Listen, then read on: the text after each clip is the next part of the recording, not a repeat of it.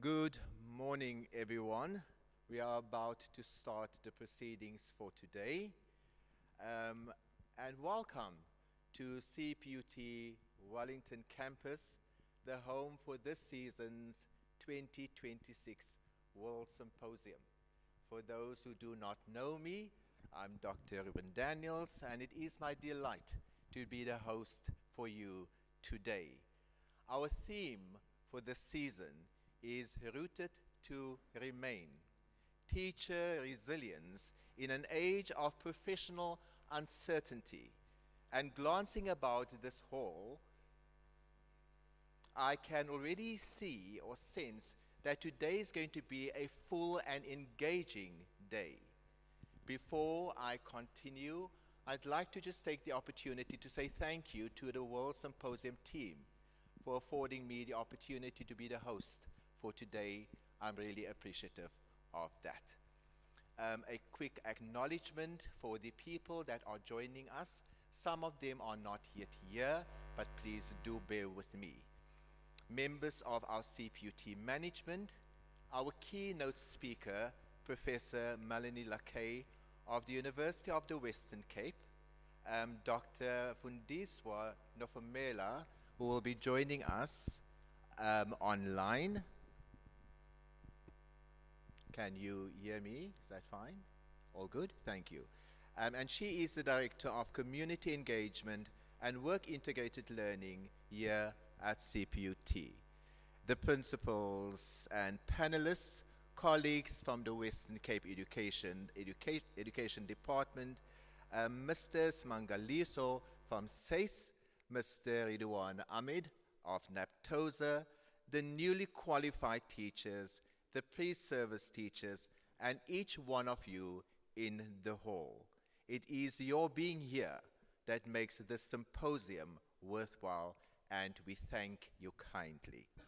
Before we dive in, a quick housekeeping rule. Please note that the ablution facilities for both ladies and gents can be found in the foyer as you exit on the left and at the right.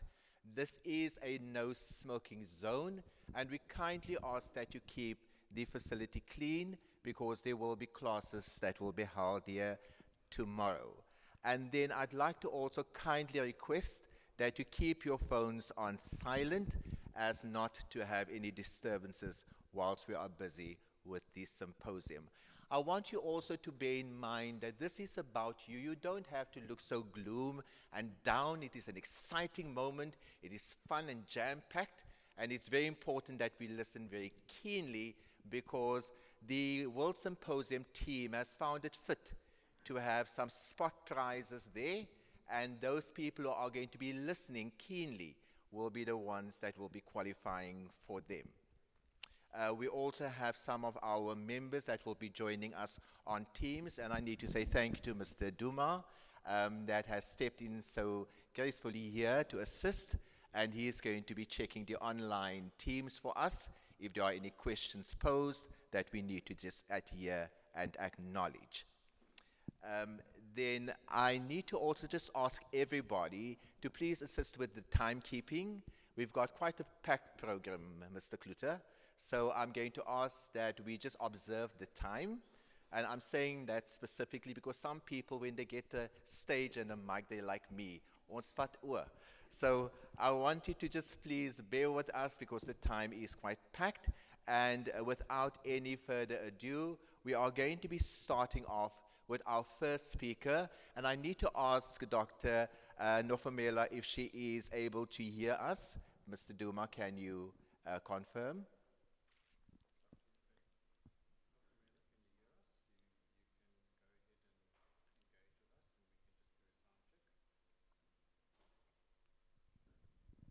Good morning, colleagues. Can you hear me clearly? I couldn't quite, the sound was bad on my side.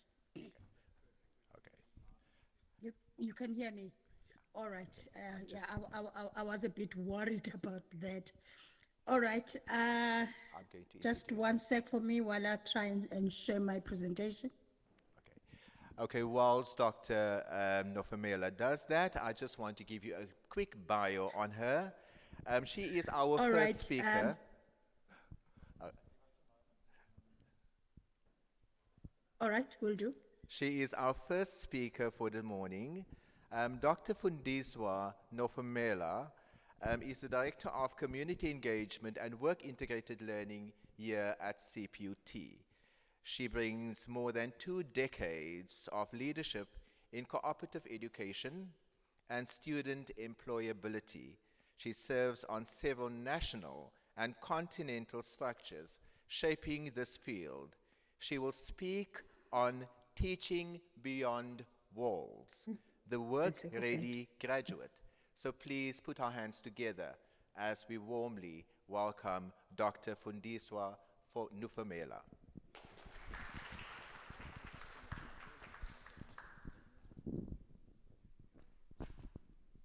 All right. All right, thank you very much. Well, good morning, colleagues and students.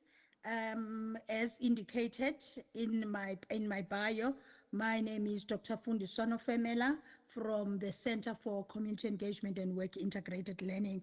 And today I'd like to just address the issue of teaching beyond walls and describing the work-ready graduate teacher. Our students are qualifying at a time when the teaching profession faces unprecedented challenges. This is a time of shifting policies, a time of technology disruptions, and where the world started to demand skills that we never even knew existed.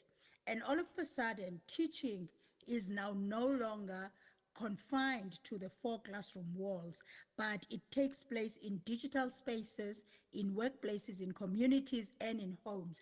Teachers are now required to teach beyond walls, but that is only half the story. And,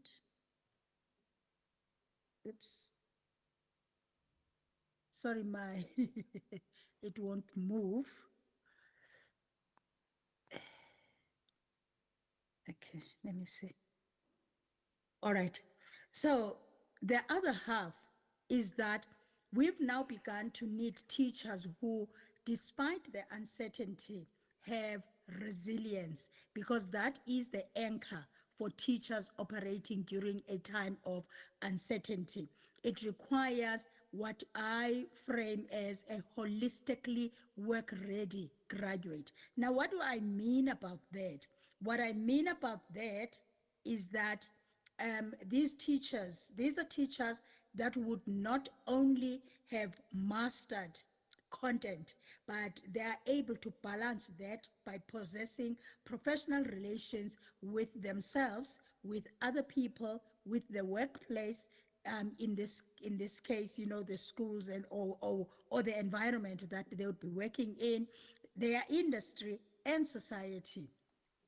And these would be relations that root us deeply so that we can remain resilient, especially in the time of change. Now, my next couple of slides will try to unpack what we mean by a work-ready graduate as depicted by my small little picture there in the corner.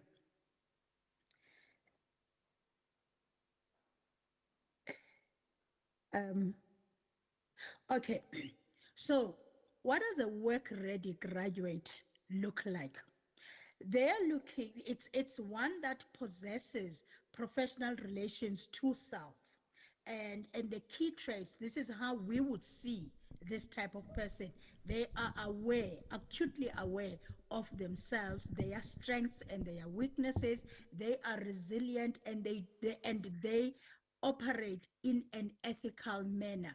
And the outcome that you see there is a person that enjoys personal growth and has integrity. Now, professional relations to others means that this person is able to work together with other people. They can do so with empathy, and they can communicate well with others. And this translates into strong interpersonal bonds. professional relations to the workplace is embodied in professionalism in everything that we do, in adaptability and innovation, and that translates to effective organizational contribution. Professional relations to industry. This is a person that is able to network with others in the industry. They are acutely aware of what are the compliance areas in their industry is like, and they ensure that they are compliant, and this translates into career advancement and credibility.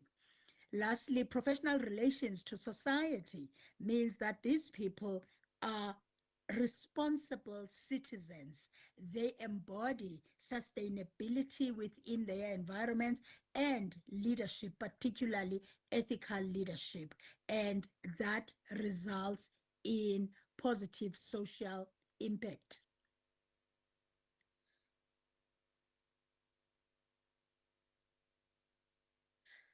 Now, just taking these um, things, just unpacking them deeper. To become a work-ready graduate teacher, what do we need? We need to be self-aware, and we need self-awareness and resilience, because that will be our foundation. In this instant, it is going to be critical for us as young teachers to embark on reflective practice as a root of our resilience. Learning and continuing to learn is one way that will help us to remain relevant in our environment, and ethical integrity becomes a compass, particularly in times of uncertainty. So teachers who know themselves can thrive even during the storms of uncertainty. They continuously embark on reflective practice and continuous improvement. As I quote from other people's work, I will just have it there, because I won't want to waste time with um, referencing during this. And then becoming a work-ready teacher that can teach beyond walls and relationships. It means that we must have the ability to collaborate with peers, with learners, and with communities. Our resilience strategies will be in our ability to be empathetic and to be inclusive. I'm just going to share, or maybe just relate to something that happened recently, and had gone viral on TikTok, on the issue of inclusivity. A teacher in George was in a classroom, and she had this small event going where children had to bring money to buy a pie and a drink. One learner in the class could not afford it.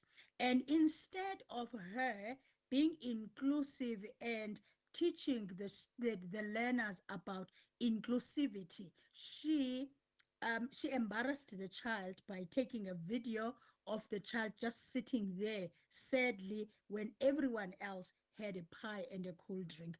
Needless to say, she lost her job.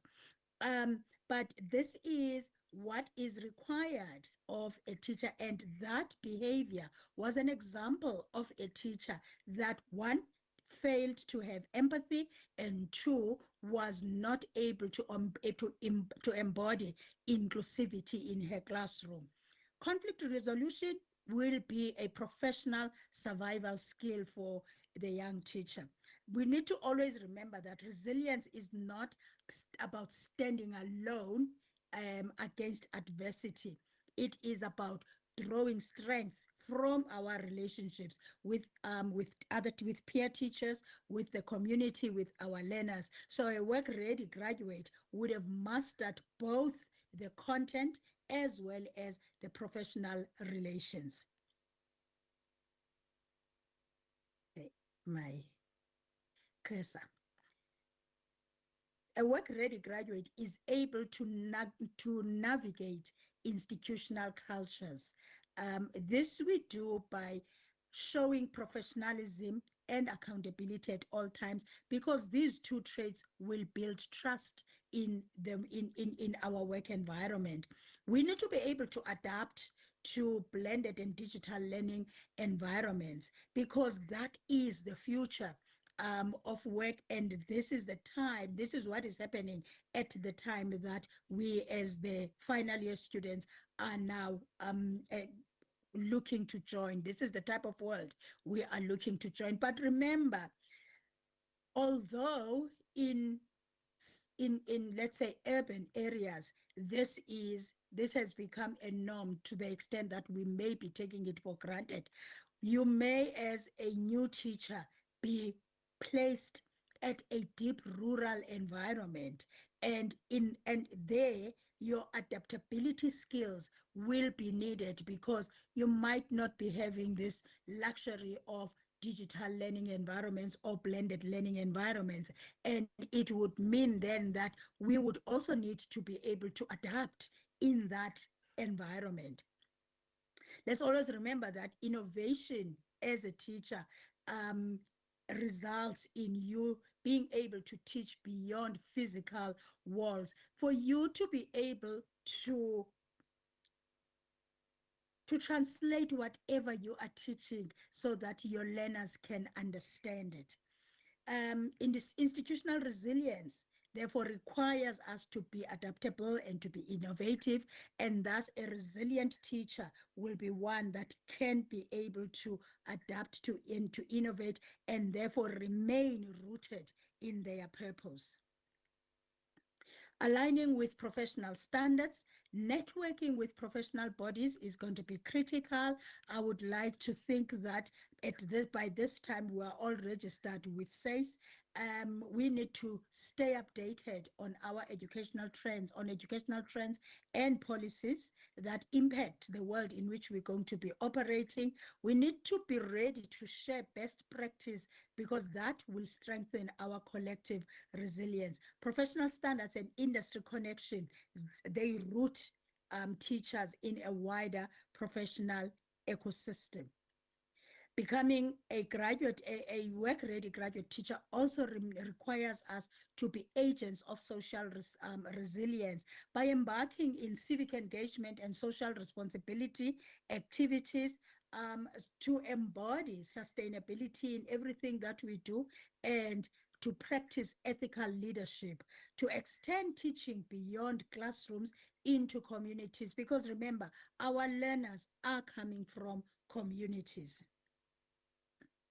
And therefore, as I conclude, a work-ready graduate teacher is resilient because they are rooted in self, whilst they are interconnected with others, with the workplace, with industry, and with society. And therefore, they embody relevance through transcending the boundaries. Teaching beyond walls means that we are shaping society, not just the classrooms. And this is something that we must always remember as young teachers. We are responsible for shaping society, and through what we impart into our young learners, we will be able to influence our society outside of the classrooms. Teachers who are rooted to remain, therefore, they develop resilience, and they thrive even in an age of professional uncertainty. And they do this not because the walls protect them, but because their roots sustain them. Those are some of the pieces of literature that I used for my talk. And thank you so much. Thank you for the opportunity. Over to you, Program Director.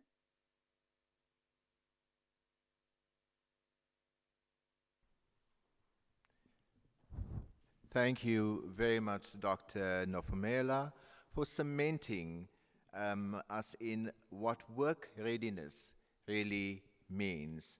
At this point of time, I'm going to call to the podium our keynote speaker, and I welcome Professor Melanie Lakay, Deputy Dean for Teaching and Learning in the Faculty of Education at University of the Western Cape.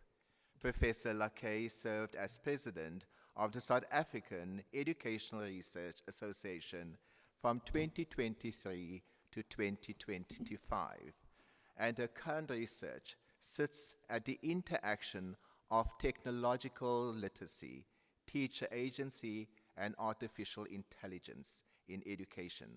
Her keynote is titled Beyond Survival, Building Resilient Teachers for an AI-driven and uncertain future.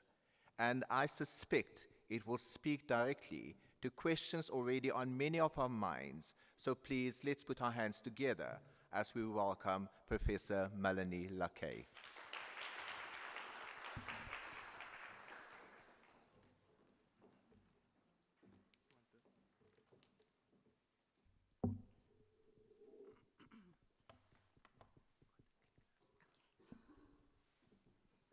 Thank you. Thank you very much.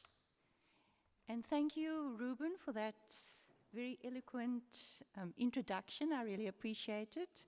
I was telling Ruben this morning when I came, as I went into leadership, being the Deputy Dean, I work less with students. So, you know, you sit in meetings the whole day, etc. So I'm very, very excited to do this presentation today, and mainly to direct the presentation to students, because I understand that there are many 4th and PGCE students here today. So I'm very excited, and I'm very excited to move with you through your journey as you go into schools and you work toward your final year within education to take on professional agency. So thank you very much for that introduction. I'd like to start my presentation by just observing protocol. The program director, Ruben Daniels, and colleagues of the Faculty of Education, and the distinguished guest. I know there are many students here who traveled from far, and maybe some family members as well, who traveled here today to watch our students become teachers, and most of all, the final year education students, whether they be Ed or PGCE students, standing on the edge of the work-integrated learning placements. So good morning, everybody. So my presentation today is, rooted to remain, ready to transform. And like the previous speaker, there will be some focus on where you're going, how you're going to have to engage, and reimagining teacher resilience through human-centered technological literacy and professional identity. So I just want you to look at this page, this slide. So I did use a bit of AI to look for some pictures, etc.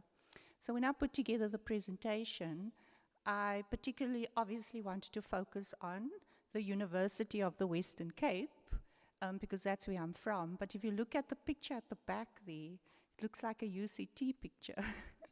So the important message here is that when you do rely on technology or AI, you do have to do your checks. So like me, when I did my presentation, I also had to check. And when I saw that in the background, I thought, it would be interesting for you to see this as well. But I am from the University of the Western Cape. So I think I'm trying to click. I want to go to the next slide.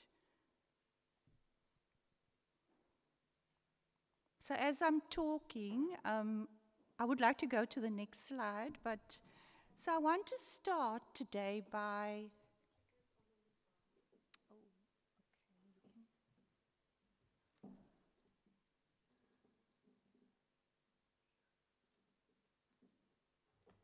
So just before I start clicking, I just want to start by naming what is actually happening in this room today. You are not simply moving from lecture halls into classrooms. You are crossing a threshold from being taught to teaching, from consuming a curriculum to becoming a person who carries it into a room of children and makes it live. That is not something, that's not a small thing. Hold on to that weight for the next 20 minutes, because everything I want to say to you today follows from it. So this title, Rooted to Remain Ready to Transform, and as part of the theme of the symposium, I chose those words deliberately. You are going to need roots, and like the previous speaker said, roots deep enough to keep you standing, and a willingness to transform that keeps you useful. Now let's talk about why. So somewhere in the last 2 years, most of you have quietly asked yourself a version of this question. Will teachers still matter in the age of AI? If a chatbot can explain photosynthesis, mark an essay, translate a poem, and generate a worksheet in just 9 seconds, or maybe even less, what exactly are you there for? So it's an honest question, and it deserves an honest answer, not a comforting slogan. So here's my answer. The future does not need fewer teachers. It needs different kinds of teachers. And as you were introduced at the beginning of the previous presentation, you began to see what this different kind of teacher looked like. So machines now hold information they cannot hold a grade 4 boy's attention on the day his parents separated. They cannot notice that a usually talkative learner has gone silent and decide in that second to walk over rather than to walk on. That noticing, that judgment, that willingness to fully present with another human being, that is the part of teaching. That was never really about information delivery in the first place. It is the part no model can do. It is the part only you can do. So I just want to introduce you to a new term that's you going to come across in the classroom. Now, we talk about it a lot in our meetings. When I go to every single meeting, we talk about some of these aspects of a term that we call the world that you are entering, teaching inside the polycrisis. Now, I need to talk plainly about the world that you are stepping into, because pretending it is simple would be a disservice to you. Researchers have started using a word for what we are living through, and this word you're going to experience, but you're not going to hear it as the word outside there, but it's called a polycrisis. It does not mean many separate problems happening at the same time by a coincidence. Now, you can see by the word crisis, you know what crisis means, but poly means many at the same time. It means several serious crises that are tangled together, each one making the other harder to solve. Pull one thread and the whole knot tightens. Now, for you as future teachers, the knot looks like this. There's a climate crisis that is already reshaping school calendars, food security, and the flood and heat patterns your classrooms will have to plan around. Now, there is an artificial intelligence revolution, moving faster than any curriculum can be redrawn, changing what counts as knowledge, what counts as cheating, and what counts as a job worth training a child for. There's a widening inequality crisis, where some of your future learners will have a tablet, fiber, and a quiet study room, and others will share one phone, load shedding, and a shack with no desk. And both groups will sit under the same national curriculum. There's a mental health and well-being crisis among children and among the adults meant to care for them. visible anxiety, withdrawal, and the quiet exhaustion so many teachers already carry. And you've been on teaching practice, you've been on your placements, you've seen this numerous times. And there's a crisis of trust in institutions, in information, in each other, fed by a flood of misinformation that your learners will meet on their phones long before they meet it in their textbooks. So none of these crises will arrive in your classroom neatly labeled and neatly packaged.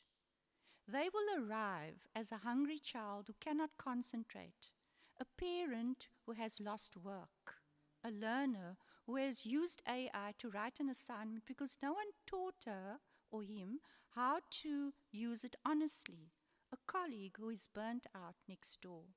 The polycrisis is not an abstract global affairs topic for you.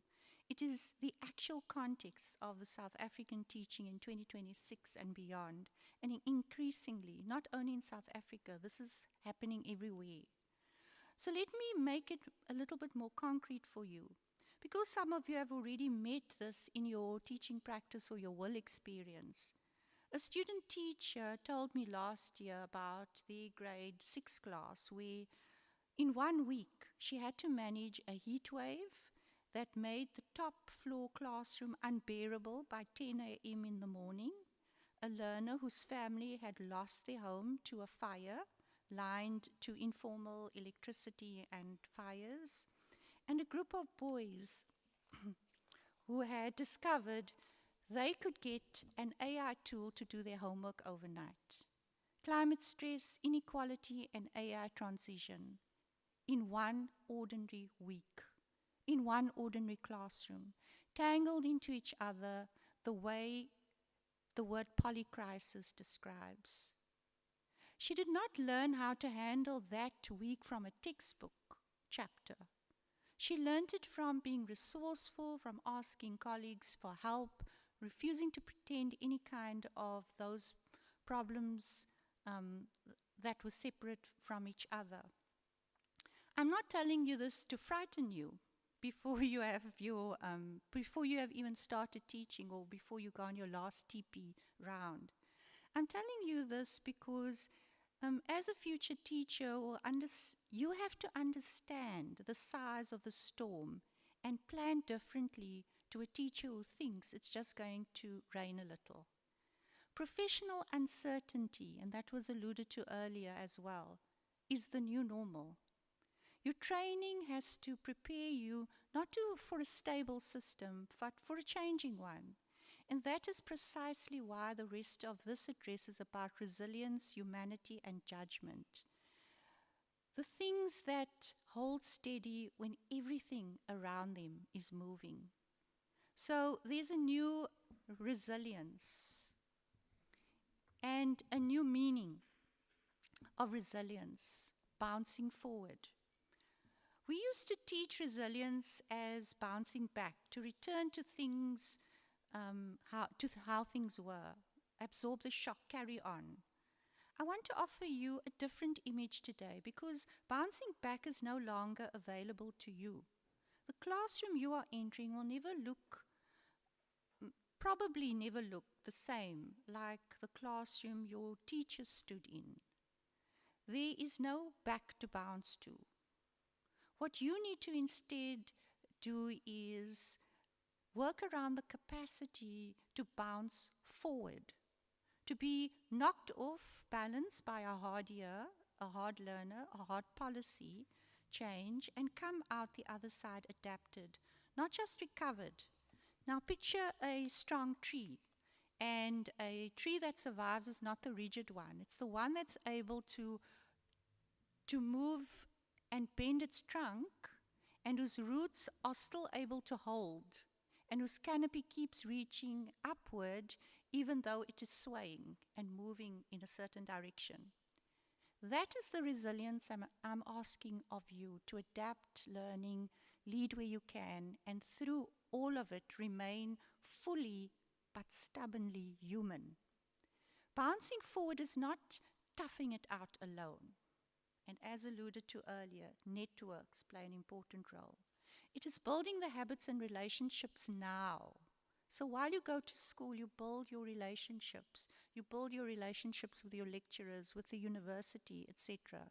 In this room and in your WIL placements. Resilience is not a personality trait some people are born with. It is a set of practices. We are about to walk through what those practices are.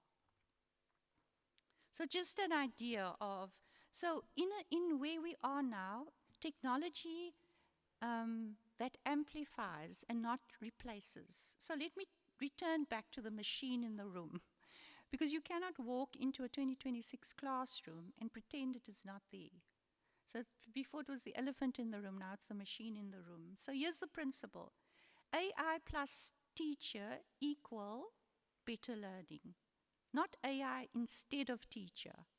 And not teacher pretending AI does not exist. Technology should amplify your humanity in that room, not substitute it. So practically this means that using AI to do things and machines are genuinely, it's good. It's, you are able to generate a first draft of differentiated worksheets, drafting a rubric, summarizing your assessment data, so that you get back to one resource no software can manufacture for you. Time and attention for the learners in front of you. So yes, you can use your AI. It can shorten the time you do things so that you can spend more time with that learner. It means teaching your own learners to use these tools honestly but critically. And because they are going to use them, whether you teach them about it or not. And the question is only whether they learn to do it well. And it means never outsourcing the parts of teaching that are irreducibly relational.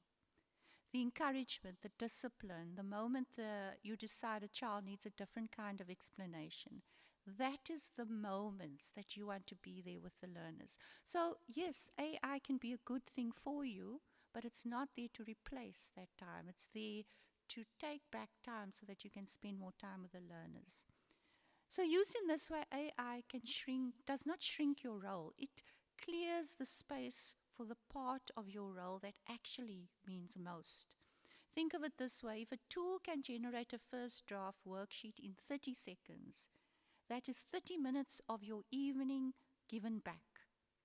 Not to do less, but to spend with one learner in the class who needed you to sit with them, beside them, and pay attention. And that is a trade worth making every time. So AI-linked technological literacy. So this is where I wanted to bring a bit of my research in. I had to steal some of your time there. So to use these tools well and to keep your learners safe while they do so, you need more than the ability to open an app. Future-ready teachers need 5 linked capacities. AI literacy, the ability to understand roughly how the systems work, technological literacy, comfort moving from one platform to another, judgment, to know what is fair, and critical thinking, the discipline to question things, and even if there's a confident sounding answer. So AI gives you this beautiful answer, like my picture, for instance.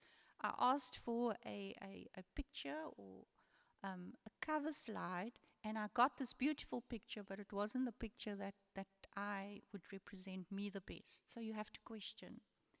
So the discipline to question confident sounding answers from a machine or from a textbook, and creativity, because the tasks worth setting your learners are increasingly the ones a machine cannot do. And this is where you come in, and this is where your expertise plays an important role. So holding them together, how do we hold?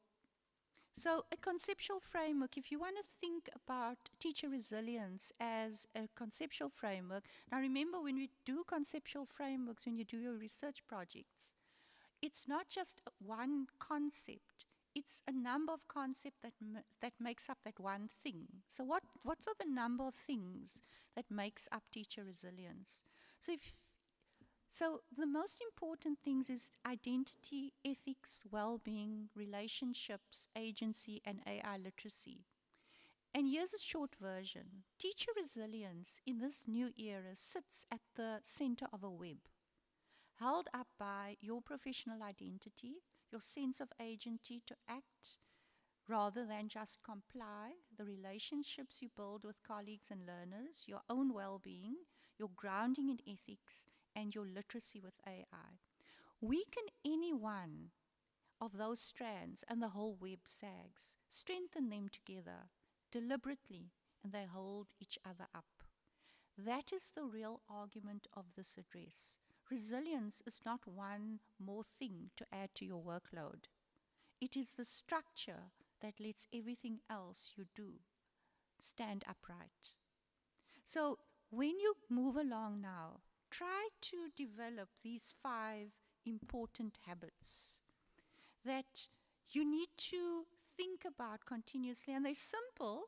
They sound simple, but you actually have to reflect constantly and think about yourself. So the first one is stay curious. The teacher who stops asking questions is the teacher who stops growing, and the learners are able to see this. Number 2, keep learning. Your degree is only the beginning, not the finish line. The profession you are entering will look different again in 5 years' time. So there might not be AI, there might be something else that comes up. So you need to be, keep learning, keep upgrading yourself. The third one is use AI wisely. It's a tool you direct, never as a substitute for your own judgment. Never let it direct you. And wisely also means use it. When we talk about wisely, we mean knowing when not to use it at all. Because some of the best learning will happen slowly by hand, not by a shortcut. And number 4, protect your well-being. You will not be able to pour from an empty cup. And a burnt-out teacher helps no one. And number 5, lead with humanity. In every difficult moment, an angry parent, an underperforming learner, a policy you disagree with, lead with a human being. Lead as a human being. And these 5 habits are hard to sustain. They sound very simple, but they're hard to sustain, especially when you're in the context of this poly crisis all the time. Especially in your first year when everything feels urgent at once, but they are exactly the habits that turn bouncing back into bouncing forward. And I promise you they compound. A teacher who practices all 5 for a full year will not just survive that year, but they will also become visibly different and better at the end. So as I move toward the end, I think an important thing you need to think about is, I want you to think about what actually endures. Because in 20 years, very little of what feels urgent to you today will still matter to people you taught. Your learners will forget most of the facts you gave them. They will forget the exact wording of the lesson, the worksheet, even eventually which grade you taught them. What they will not forget is how you made them feel about themselves as learners. Whether you were the adult who noticed them, who believed that they could do the hard thing before they believed that themselves. That is your legacy, not lesson plans, not the mastery of a new app. The child, now grown, who tells someone else, I had a teacher who believed in me, and that changed what I believed about myself. Every single one of you can be that teacher. Most of you already have been somewhere during your practicum or somewhere in your 4-year or your year-long PGCE journey without fully realizing it. In a comment you made in passing, a moment you stayed 5 minutes late to explain something one more time, a time you chose not to give up on a child everyone else had written off. Those moments are the actual curriculum. Everything else is delivery of the mechanism. So as I close, so rooted to remain, ready to transform. Rooted is why you chose this profession. In the ethics that won't bend, in the relationships that hold you up, ready to transform how you teach, what tools you use, how you define resilience, because the world you are walking into will keep asking that of you. You are entering the profession at one of the hardest, strangest, most consequential moments in history. We survived COVID, but we don't know what is coming. I will not pretend otherwise, but I have taught long enough to know that and watched enough graduating classes walk into classrooms to tell you this with complete confidence. The children in your placement schools right now, this year, do not need you to have all the answers. They need you to show up, stay curious, stay human, and believe in them before they believe in themselves. So go and teach, go and be the teacher someone will remember in 20 years for that exact reason. And congratulations and thank you, everyone. Thank you.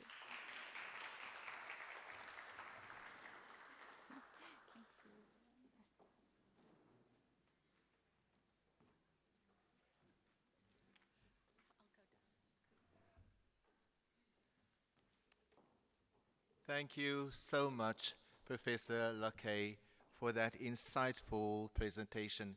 And I'm sure it resonated with many of us as we are seated here.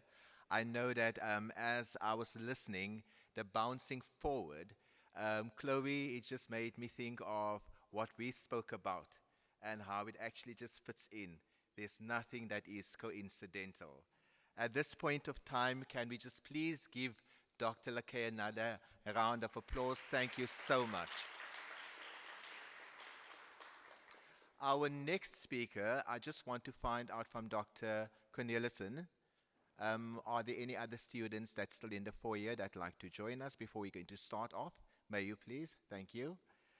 Our next speaker is Mr. Ashrik Don, Deputy Chief Education Specialist for Coding and Robotics for grades 4 to 9 at the Western Cape Education Department. Mr. Don works at the coalface of curriculum implementation and teacher development in coding, robotics, and AI literacy. And he will speak to us on digital innovation and teacher agency in an age of uncertainty. So please allow us to call to the fore Mr. Ashrik Don, and we are going to applaud him as he is going to share the stage with us.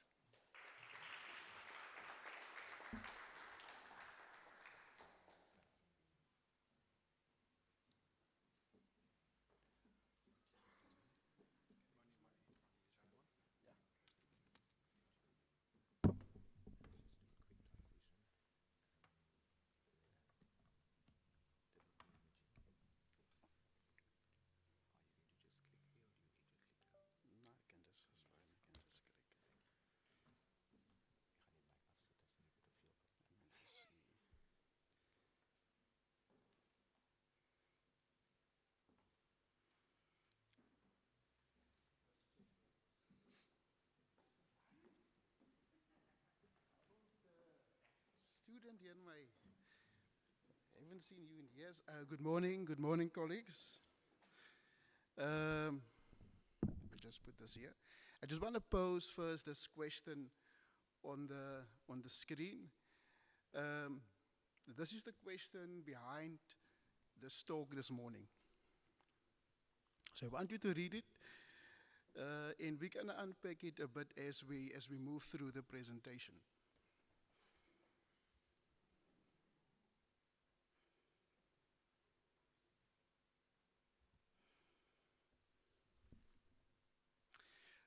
Good morning, colleagues. I am Ashrik Don, Deputy Chief Education Specialist for Coding Robotics here at the Western Cape, WCED.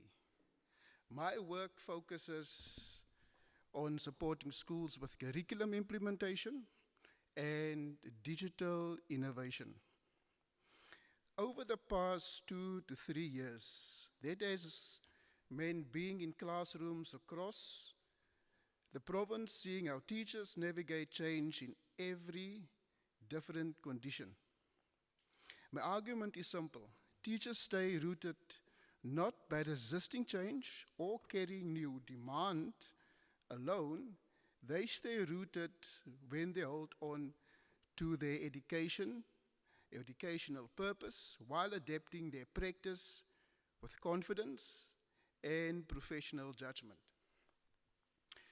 Today, I would like to share a framework that is still developing, that was shaped by that work, by research, and by school-based evidence.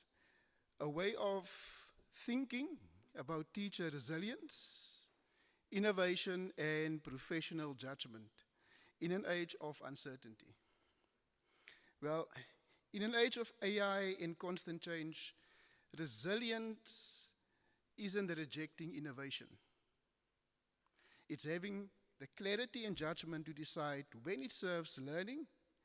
To understand why that matters, we first need to acknowledge the reality teachers are working in.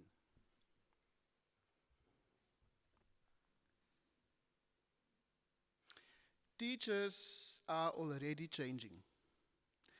Every day they respond to new curriculum expectations, evolving technologies, time pressures, overcrowded classrooms, and very different school contexts. That's not a lack of commitment. It's the reality of making professional decisions while conditions around you continue to shift. So the real question isn't whether teachers must change. They already are. The real question is whether the system enables them to change well.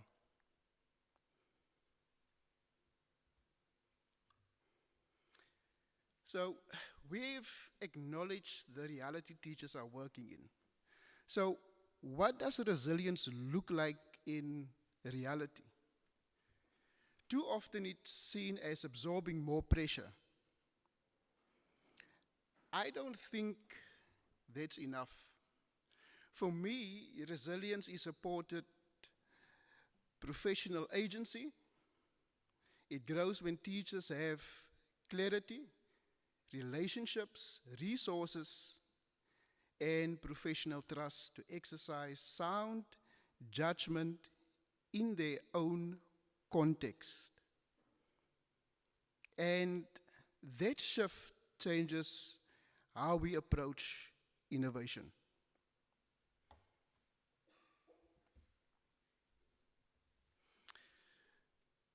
We have just redefined resilience as supported professional agency. So what happens when innovation meets that reality? Too often, innovation arrives as pressure. Focus on the tool before the purpose. Training after rollout, and one model for every school. In that environment, teachers become recipients rather than shapers. There's another pathway. It starts with purpose before the tool. It creates space for safe experimentation, recognizes that schools work in different contexts, and I think most important, trust teachers in schools to shape change rather than simply receive it. The shift is simple but significant. Purpose before tool. Professional judgment before compliance. And that's the foundation of the framework I would like to share with you. So far, we have contrasted pressure with agency. So the next question is, where does agency come from? It doesn't begin with the individual teacher. It starts with enabling conditions like time, leadership, resources, and clarity. Those conditions create space for real collaboration. And collaboration strengthens professional judgment.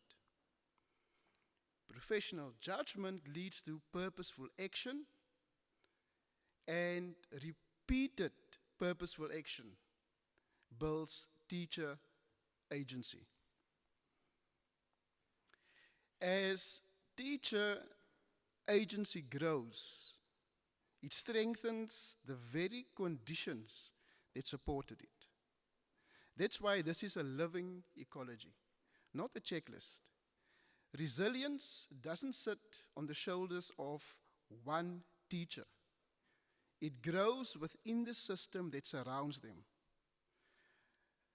I call this the supported professional agency framework. At its heart is a simple idea. Resilient teachers are created by resilient systems. This framework wasn't developed in isolation. It was shaped through a combination of research, a deliberate design approach during our provincial coding and robotics pilot, and what I observed while supporting and monitoring schools. And this framework is still in development. If that is the framework, the next question is, does it actually hold up in practice? When we implemented the provincial coding and robotics pilot, we deliberately avoided a one-size-fits-all model. Schools worked towards the same curriculum purpose, but they were encouraged to determine the most appropriate implementation pathway for their own context. And my role took me into those schools to support and monitor. Across 29 schools in 8 districts in 2025, which we continued this year, one pattern became clear. Schools weren't simply implementing the curriculum. They were interpreting it through the realities they faced at their school. One curriculum, many school realities. Teacher judgment in the middle. It's not data for every school, but descriptive evidence that reinforces the same point. Context matters. The framework helped me make sense of what I was seeing in schools. Coding and robotics became a useful lens. It made the conditions for innovation visible. For example, at Bridgeton Secondary in the ECK, agency wasn't about perfect resources. Teachers rebuilt old computers to create learning opportunities. At Albernia Primary, also in ECK, the key lesson was professional judgment. Teachers protected maths and languages while introducing coding and robotics at a pace that fit their learners. At Delft Primary, the lesson was collaboration. Teacher confidence grew through professional learning communities, with schools supporting one another. Different schools, different context, different responses. What they shared wasn't one implementation model. They shared the same educational purpose. That's why constraints don't remove agency. They shape what's possible. These examples weren't exceptions. They were exactly what the pilot was designed for. A common curriculum, purpose, with context-sensitive implementation.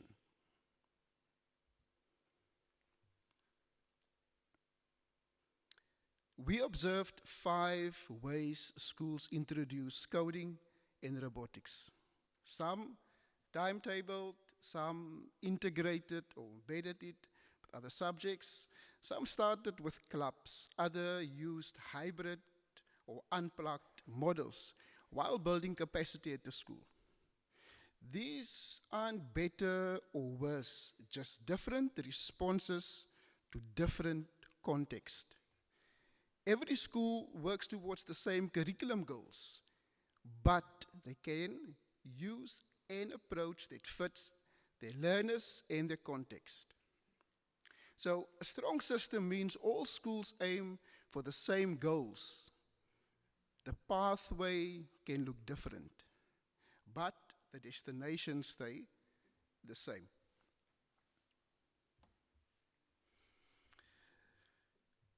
Yeah, so far I've used coding and robotics as the case study, and some of the previous speakers touched on AI as well. But the framework is about how teachers make professional decisions in any context. Yeah, AI can help with planning or first drafts, but it raises questions about accuracy, bias, privacy, and over-reliance. So the question becomes not, can AI do this, but who decides when it genuinely serves learning? Professional judgment remains at the center.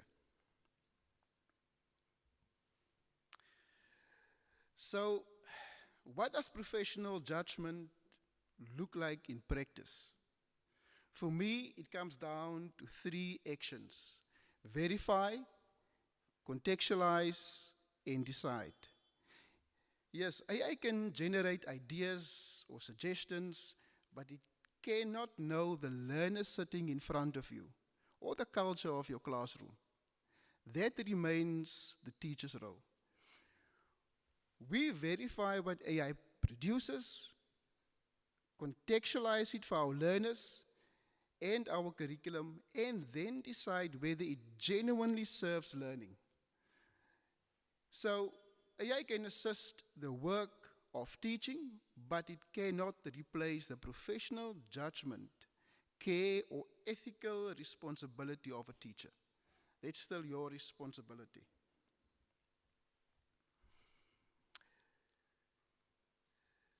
If resilient teachers are created by resilient systems, then preparing future teachers is a shared professional responsibility. No single institution can do it alone. For teacher education, prepare students not just to use technology, but read context, understand learners, and make sound professional decisions.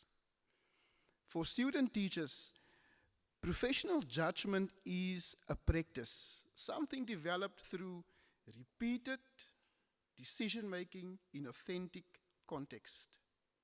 For us at the department and officials, our role is create enabling conditions, clarity, trust, appropriate flexibility, while keeping a common curriculum purpose. For schools and mentor teachers, you need to model collaboration,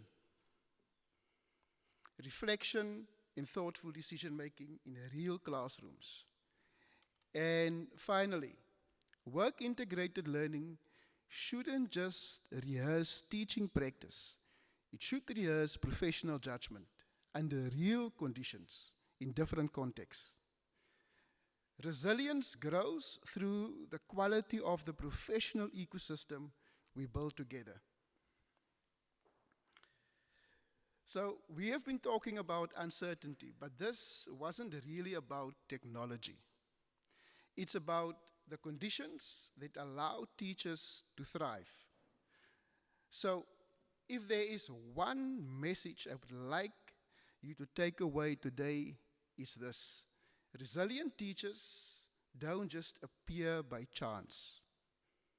I'm going to repeat it. Resilient teachers don't just appear by chance. They grow where those 4 pillars come together. When they do, teachers are not simply implementing innovation, they are shaping it. The future-ready teacher is rooted in purpose, adaptive in practice, professionally human in judgment. So, one curriculum, many school realities, teacher judgment in the middle. Thank you.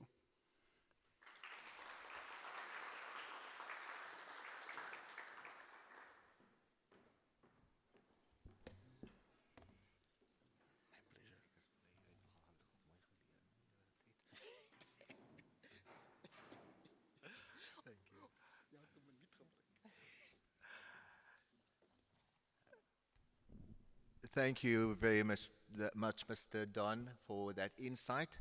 And people, these are interesting topics. This is the new norm. I love the phrase that Dr. Lakay also, or Professor Lakay used, that we need to bounce forward.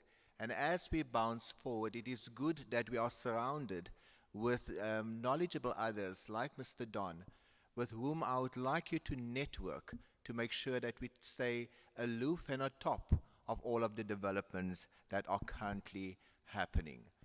Our presentation that we are going to have now will be slightly different.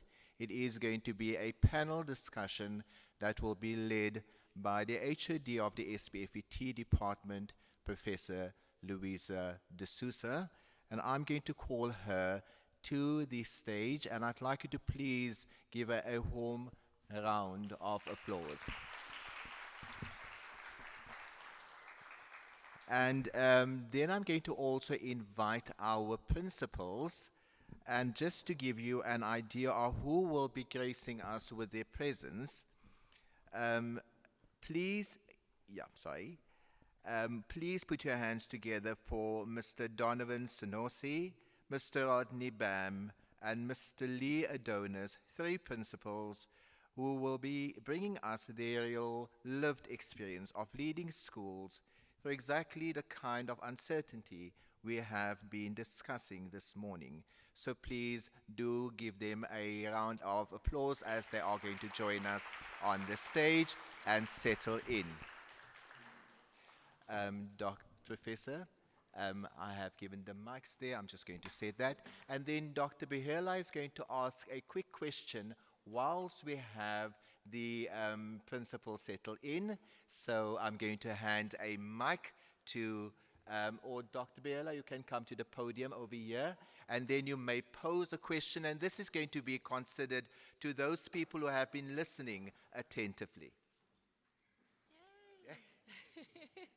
Good morning, good morning, good morning. How's everybody? Cold. Okay, anyway, I'm checking if you've been listening. I've got something, I've got a spot prize for you. So whoever puts up their hand first will get the opportunity to win something. So my question is, we have heard from Dr. Nofemela, Professor Lakay, and Mr. Don. They said a lot of things, but can anyone name one idea that stood out for them during their three speeches this morning? One idea. Who remembers one thing from one of the speakers? Yes.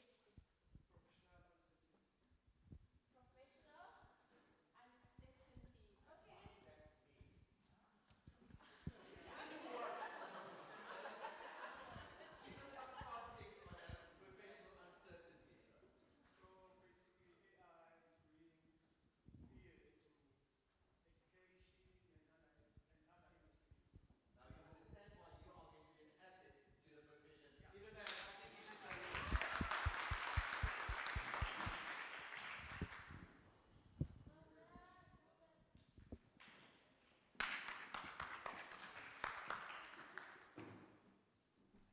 And without any further ado, we are going to then hand over to Professor De Souza, who is going to be leading the panel discussion.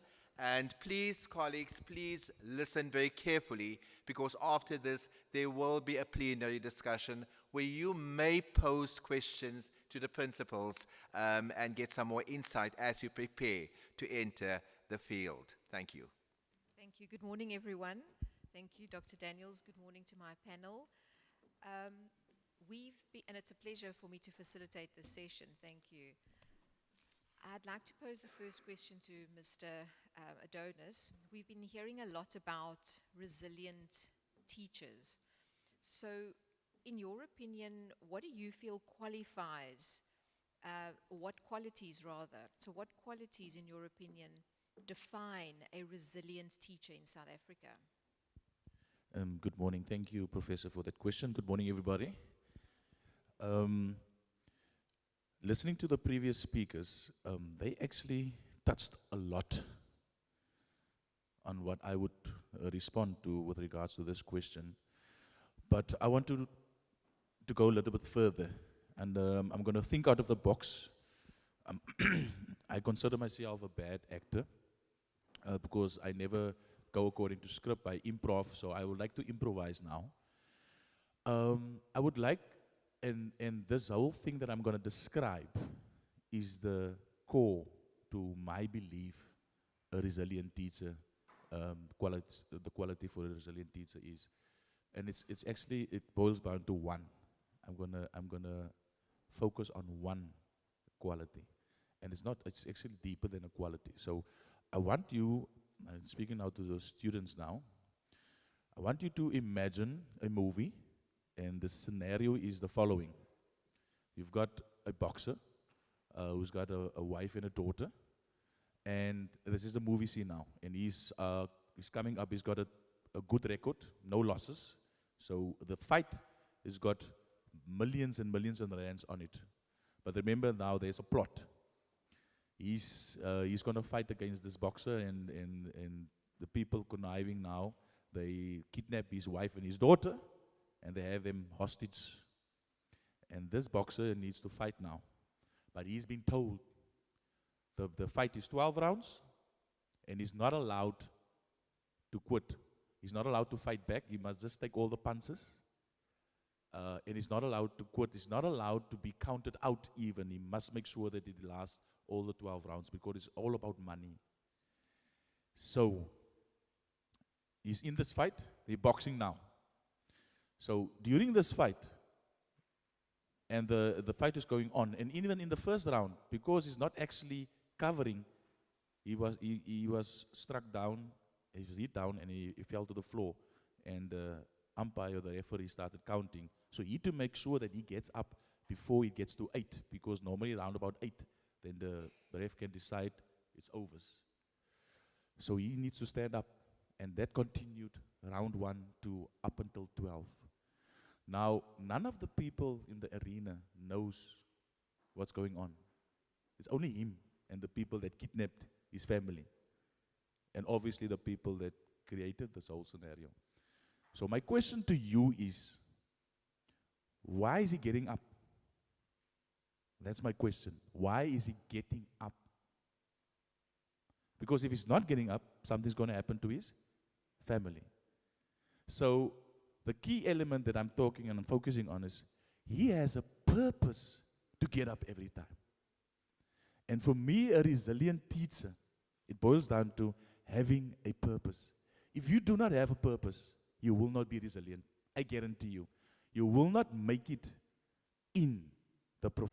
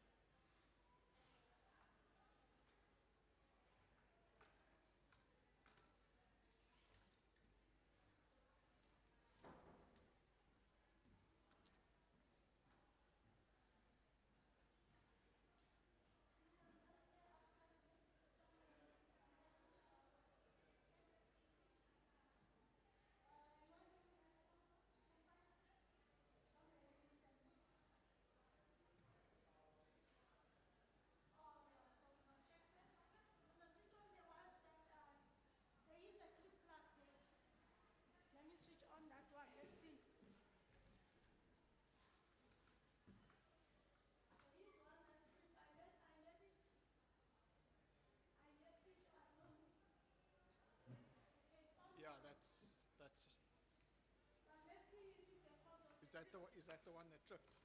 Yes. And you saw nothing tripped when the projector was not there. You know? So we wait.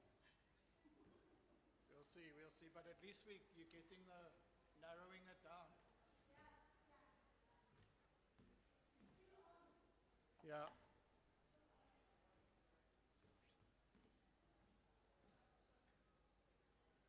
But I think the whole setup, I saw a lot of cables are melting. Need an overhaul the whole thing. And that's also why I said to Scott that because we have on the sound, I said to him, I think it's, I mean, whoever installed the sound there below your TV board. You see, it was not. No, so I said to him, no, I think it's, You I think might, it's, we might need to invest in trying to beat the whole thing. We can do better. this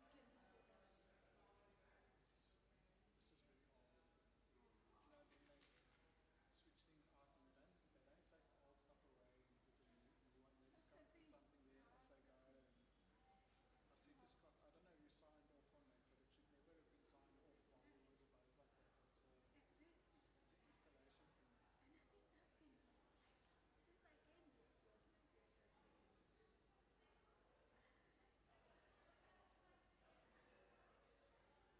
And I showed him,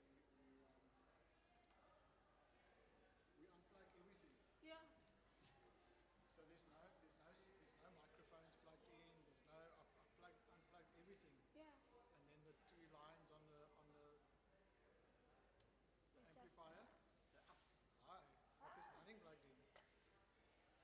So I said to him, no, you see, it's in the system. It's not grounded properly, so it's picking up from. That's the problem. I want to go check those plugs there. Maybe because there's plugs I can switch off. Yeah. But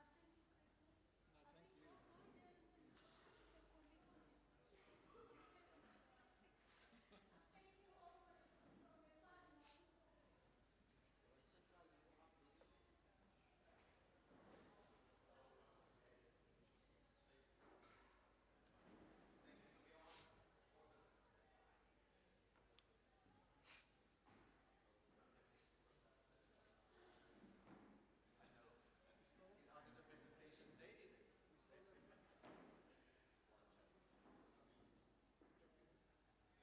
No, thank you.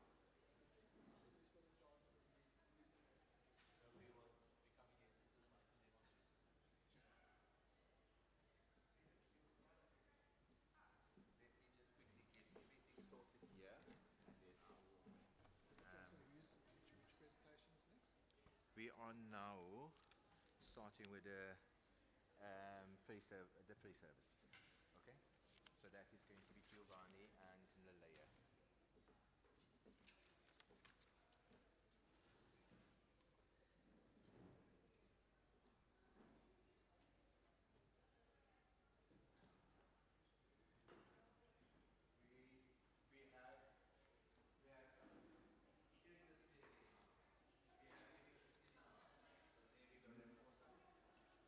We do have sound, so. Clifford? Clifford? Sorry, who did you say is it now? It is Nalaya and Giovanni. Yeah, so you can just project it. Yeah, sure.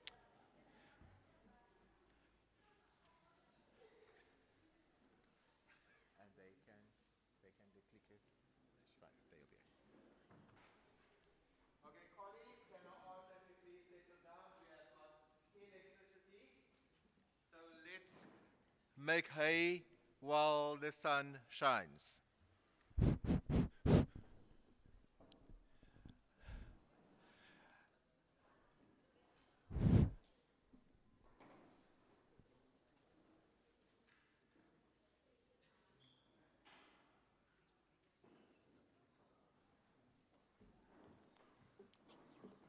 Pleasure.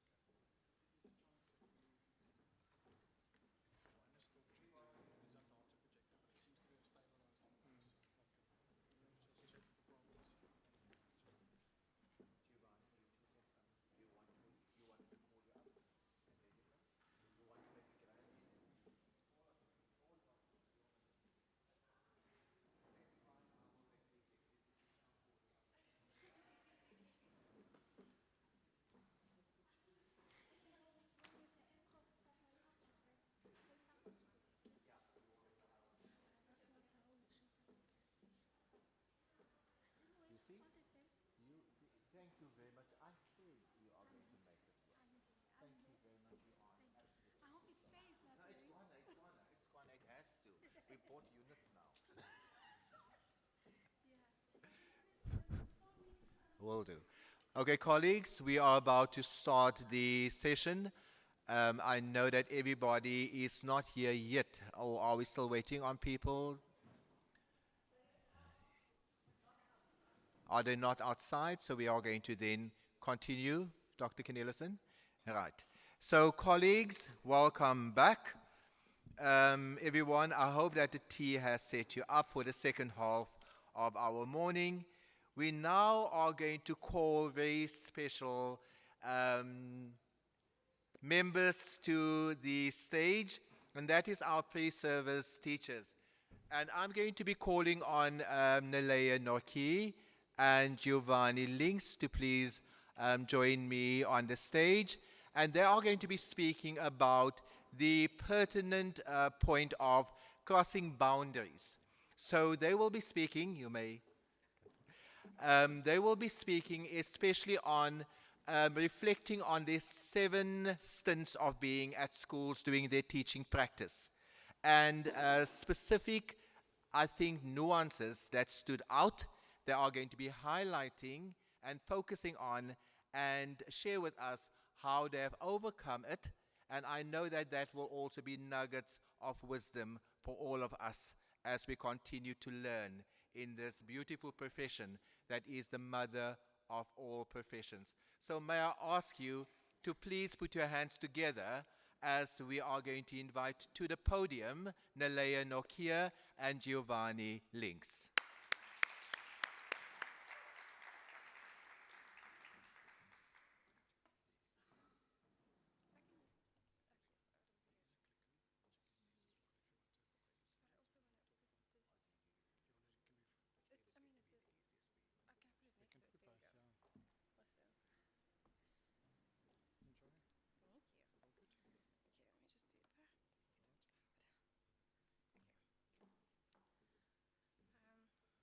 It is still morning, so good morning, colleagues.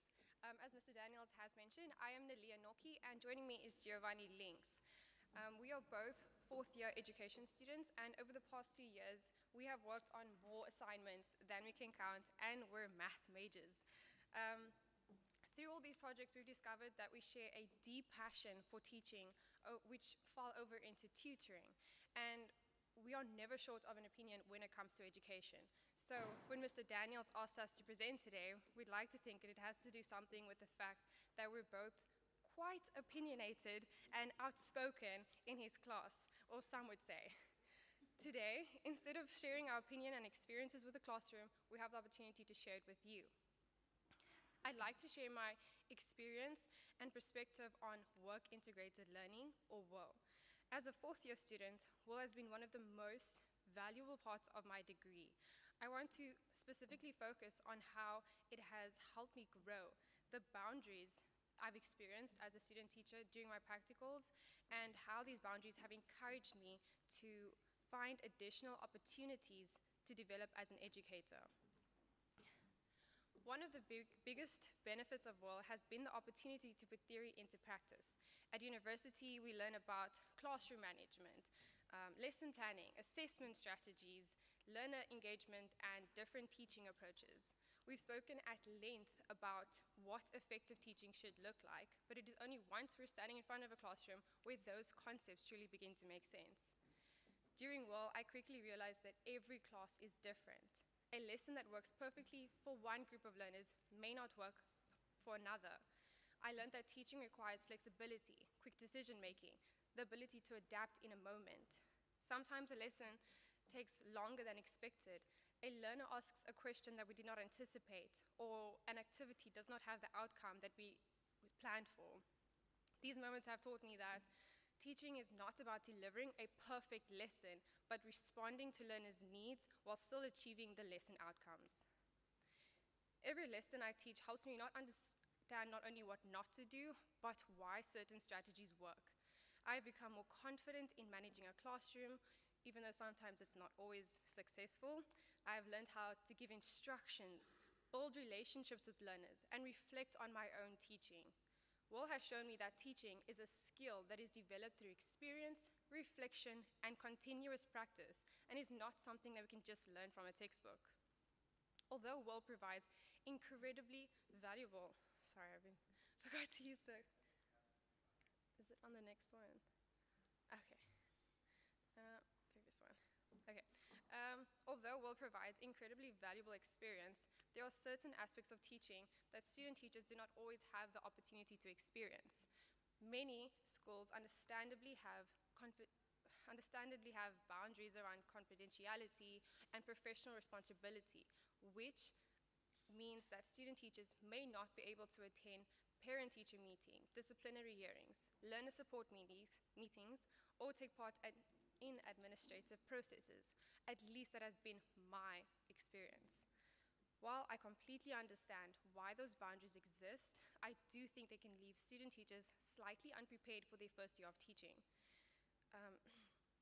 There's often a difference between knowing that these responsibilities exist and having experienced teachers show us how they manage them. Observing these processes, even without actively participating in them, can leave valuable insight into a first-year teacher's, valuable insight into the profession of a first-year teacher. Rather than viewing these obstacles or these limitations as obstacles, I decided to create additional opportunities for my own professional growth. I started tutoring learners outside of my practical, and this has been one of the most valuable learning experiences alongside WIL. Tutoring has challenged me in ways that are different from teaching in a classroom. Because I work with learners individually or in small groups, I have had to identify where each learner struggles and adapt my teaching methods to their learning styles, such as if a student's hobbies are Marvel, I would compare the similarities between Marvel characters to the similarities of functions in graphs, or graph functions. So it has encouraged me to be more patient and more creative and more intentional in the way that I teach mathematical concepts. Tutoring has also given me opportunities like communicating regularly with parents, monitoring learner processes over time, and building confidence in my own abilities as an educator.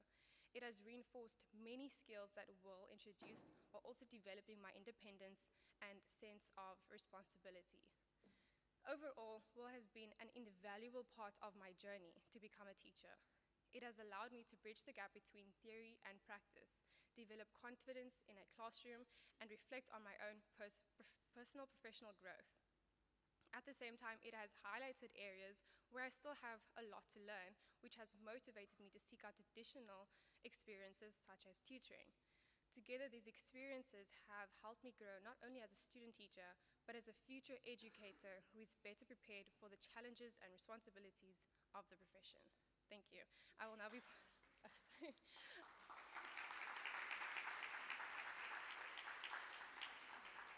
I'll be now passing over to my colleague, Giovanni Links. Colleagues, just a slight glitch. It's not projecting, but we will make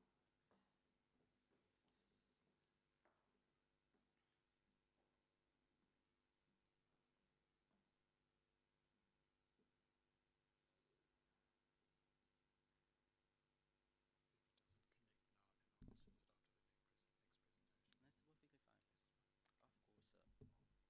test of it. Over to Mr. Links, who will now, there we are, it's working. Okay, where do I like to go next? So you can either click there or you can just use the Okay, whichever's. okay. It is moving. Yeah.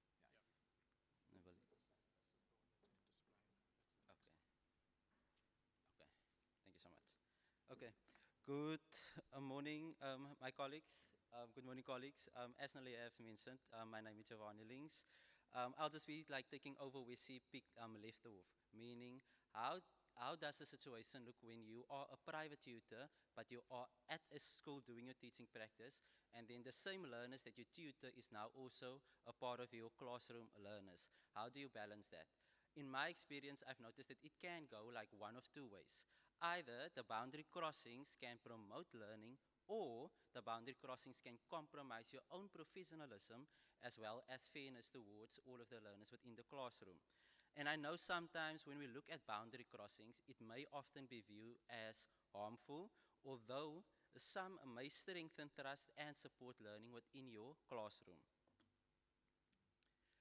One of the positive benefits that I've experienced as a tutor and as a school when I did my teaching practice as a student teacher, I could notice there was already an established trust among some of the learners. Because obviously you tutor the learners so they know what you're doing, and there is a sense of familiarity as well.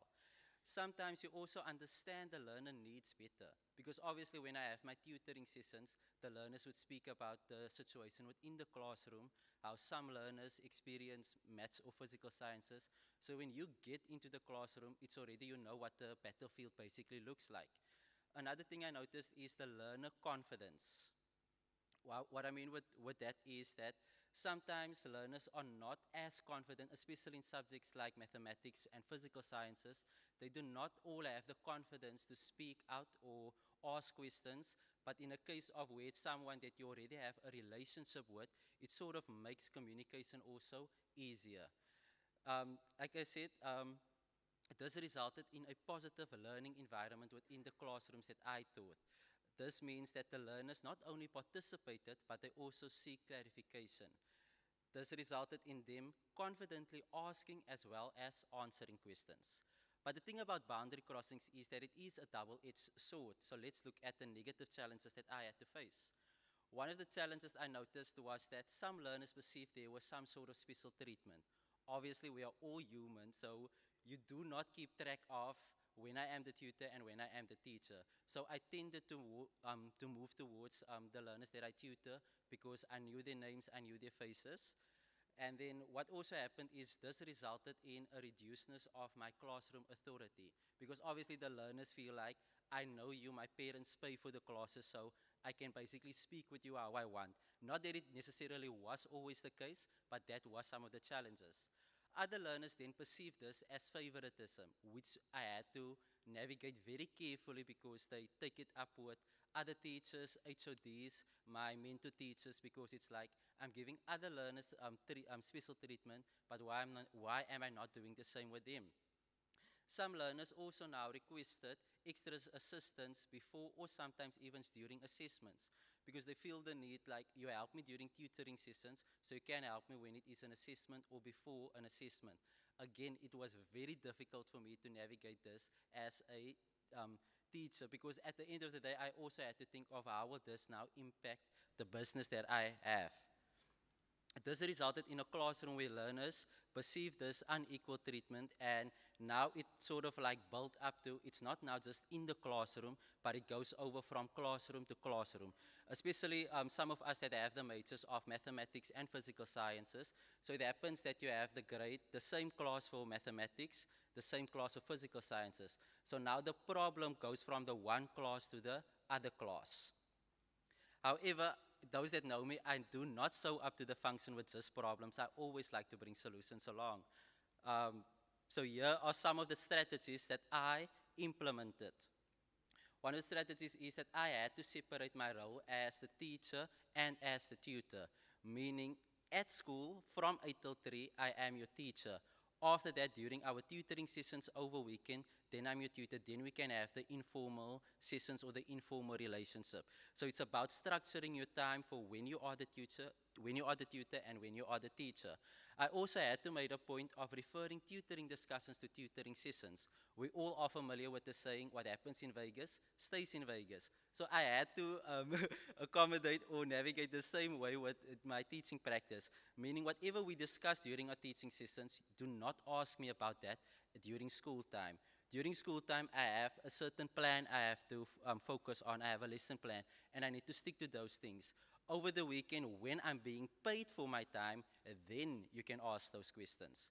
I had to sometimes also apply classroom rules on a regular basis, because obviously some of us that have been to teaching practice, I'm not saying this is the case at all schools, but you get to a school and it is just chaotic from day one. And then it falls, the responsibility falls to you as a student teacher. I now need to set the rules. I need to calm these learners. I need to make sure they are punctual and on time. And it shouldn't be our responsibility, but unfortunately, that is the reality out there. I also had to make an obligation to follow professional ethics, because at the end of the day, it boils down to your own professionalism and how it impacts you as a teacher, especially next year when we are stepping into the profession. So you have to sort of like stick to the lines of what are the school values, what is their mission statement, and not deviate from that. And lastly, I had to make a point of treating all learners equally. This is now my new thing. You can take the advice or not. This is my new thing. So every time when I go now for teaching practice, on day one, I found out who's my mentor teacher, who's the classes, and I make it a priority to get a class list. So when it's my time to step into a class, I do not even know the faces, but I do know the names. And you will feel so, it feels so nice to just be like, give a name and then someone answers and then they are shocked as well. Oh, the teacher knows my name. But immediately it breaks down certain walls that it also makes the learners feel a bit more comfortable. One thing that I didn't put on there is what I call the Erling Haaland method. Everyone who've watched the World Cup knows that man basically does just what he wants. Whether he's scoring a goal, whether he's tackling another player, he basically just does what he wants, and he is so unpredictable. And those are the learners that we will be teaching for us as novice teachers next year as well. And it comes down to the point of how do you adapt to a situation where you don't know what is going to happen next. For me, I personally like to live in the moment, because if you look at Erling Haaland, he enjoys every second on the field. And that's what I try to do in my classrooms. I try to enjoy every second, every lesson, every learner interaction. There we go. That is all from my side, and I hope you'll have a great day further. So.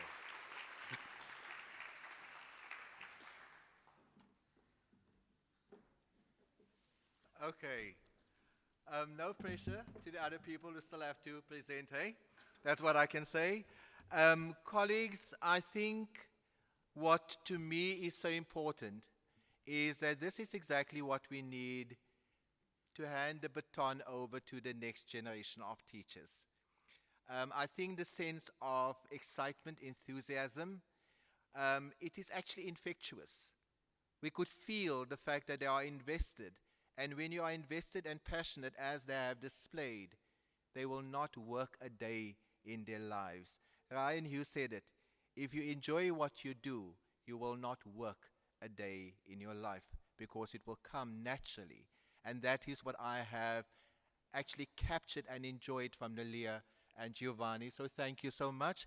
Everything I can say now, Professor Lakay, whatever they do right, it's from me. Whatever they do wrong, it's not mine. And I just want you to please give them another hand as we are going to. I appreciate you. Thank you. You did so well. Next, we have got a representative from our PGCE. And Mr. Drodnik Adonis is going to be joining me on the stage. And what we are going to be having is him speaking on the effective reflective practice of the PGCE student as part of their work integrated learning. Now I need you to please bear in mind that as we have many SPFET students, you have the advantage of going out for 4 years of teaching practice. And we have the PGCE student that holds a junior qualification, and in a matter of 10 weeks, we expect them to be completely competent as they enter the school. And what we have been tapping into, and Dr. Cornelissen and I, we spoke about it, is the fact that we need to also get their input on how it is that they experience the teaching practice, because it's not always the same. So let's please put our hands together for Mr. Drodnik Adonis as he joins us on the stage.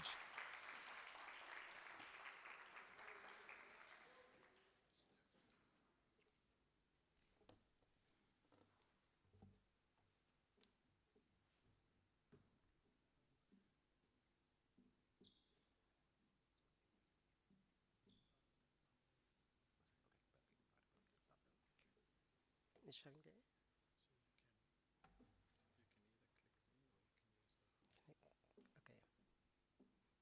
perfect. Okay. Good morning, everyone. Good afternoon. I'm Rodney Gedonis. I'm doing PGCE FET, majoring in consumer studies and hospitality studies. This PGCE means to me where passion meets purpose. This is where I found my purpose in teaching as well. I hold a diploma and also advanced diploma in hospitality management, in food and beverage management. When I discovered the topic reflective practice as a tool to enhance teaching practice, I've realized it's a chapter in your life. You are experienced in whether it was good or bad, but sometimes you need to let go so that you're not to dwell in the past. And that's why it's important. It's something more than just action. You can determine or you analyze how your teaching strategies are and also your habits as well. That's why it says it's transforming the educator, like the habits, waking up early in the morning, how you also present yourself, the code of conduct, and also the way how you speak to different human beings as well, or students. So it's important as how it transforms you. So it's a progress that you should just learn and enjoy. The three reflective attitudes that I've learned is the open-mindedness, which reminds me of all of you guys, the willingness to learn more about new teaching strategies, which is very important because with these willingness, you will be able to grow as well. The next one is responsibility or responsibly is how you are aware of the students that have different needs as well. So it's important for you guys to consider those teaching strategies as well, which also like include the visual aids learners, the kinesthetic learners, and also to make sure that you practice inclusivity, which is very important, or they put the emphasis in education. Next is wholeheartedness. Wholeheartedness is for me a combination of both, whereby you are seeking every learning opportunity. It's where you love your passion out. You're seeking more or find out more of information regarding the course. Example, during my recess break, people usually tell me I have a lot of free time. Early in the morning, I would wake up, I would go to past papers about consumer studies and hospitality studies, how I can improve myself. I'm also going to do my teaching practice at Schoonspruit, whereby I will be majoring in consumer studies. We have a practical part, which is the knitting and also the cooking. I've gained experience in the cooking part. Now I will be able to learn about the knitting. I've also started knitting, which means my willingness to gain more experience as an educator as well, and to not to limit myself. The 3 dimension of action is reflection on action. This is understanding, or you have analyzed now what did you learn, what did go wrong as well. But this is for me more like a non-evaluation evaluation experience. And thereby it follows with a reflection in action. What you have gained experience now, you know what you have learned, so how can you improve yourself by that? It's also by inclusivity, like you put it in action. If, example, at the school, there's load shedding occurs, how can you, you are being evaluated in load shedding occurs, how can you make sure that the lesson can continue? That's why Dr. Sylvester and also Dr. Daniels informed us it's important to come up with a plan B. Because in case something, you need to take initiative, you need to make it work, to not make excuses. So in that case, one learner, load shedding occurred, and he or she immediately start by using something additional to continue with the lesson. And that's why I want to encourage you guys, it's important to have a plan B as well. The next one is reflection for action, whereby is now reflection in action and reflection on action is combined, whereby you have gained the non-evaluation, you got experience those notes you have learned, and also the in action, you know what the possibilities that may occur during the lesson, you combine it. Now you're stepping into your evaluated lesson, you combine those 2 components, and now you are ready to take on your evaluated lesson, whereby the feedback or your marks will improve on that. Now we will be focusing on the Gibbs reflective cycle. This is about disruption and also feelings. It's important for you guys to note down your feelings, your anxiety, what triggers you. I remember when I was doing my evaluated lesson at Berkfleet, I was away. I told myself, I know I'm nervous, but I have to enjoy it in the moment. I don't let it overpower me. So it's important that I also, what I do is I have a journal whereby I write my feelings down, how I feel in those moments, and also I pray before I go, just for strength. And the next one is education and analysis. You need to analyze yourself as well, or the lesson, or the learners, to see what they are lacking, or whereby the teachers what they have been lacking, which means in your observation lessons you can identify, oh, but the teacher is not walking around the classroom, don't know what's happening in the back. So now you can use that as your advantage, or you can also give advice to the teacher. It's important to move to the back because the learners are busy doing other things in class. And but since it's you are being limited, you don't have an actual voice yet in the classroom. So that is how you can also reach out to the teacher.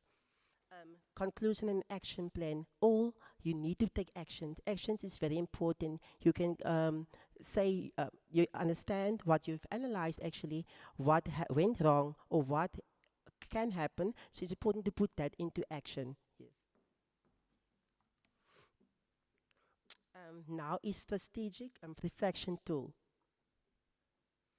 Learning journals. Like I said, learning journals.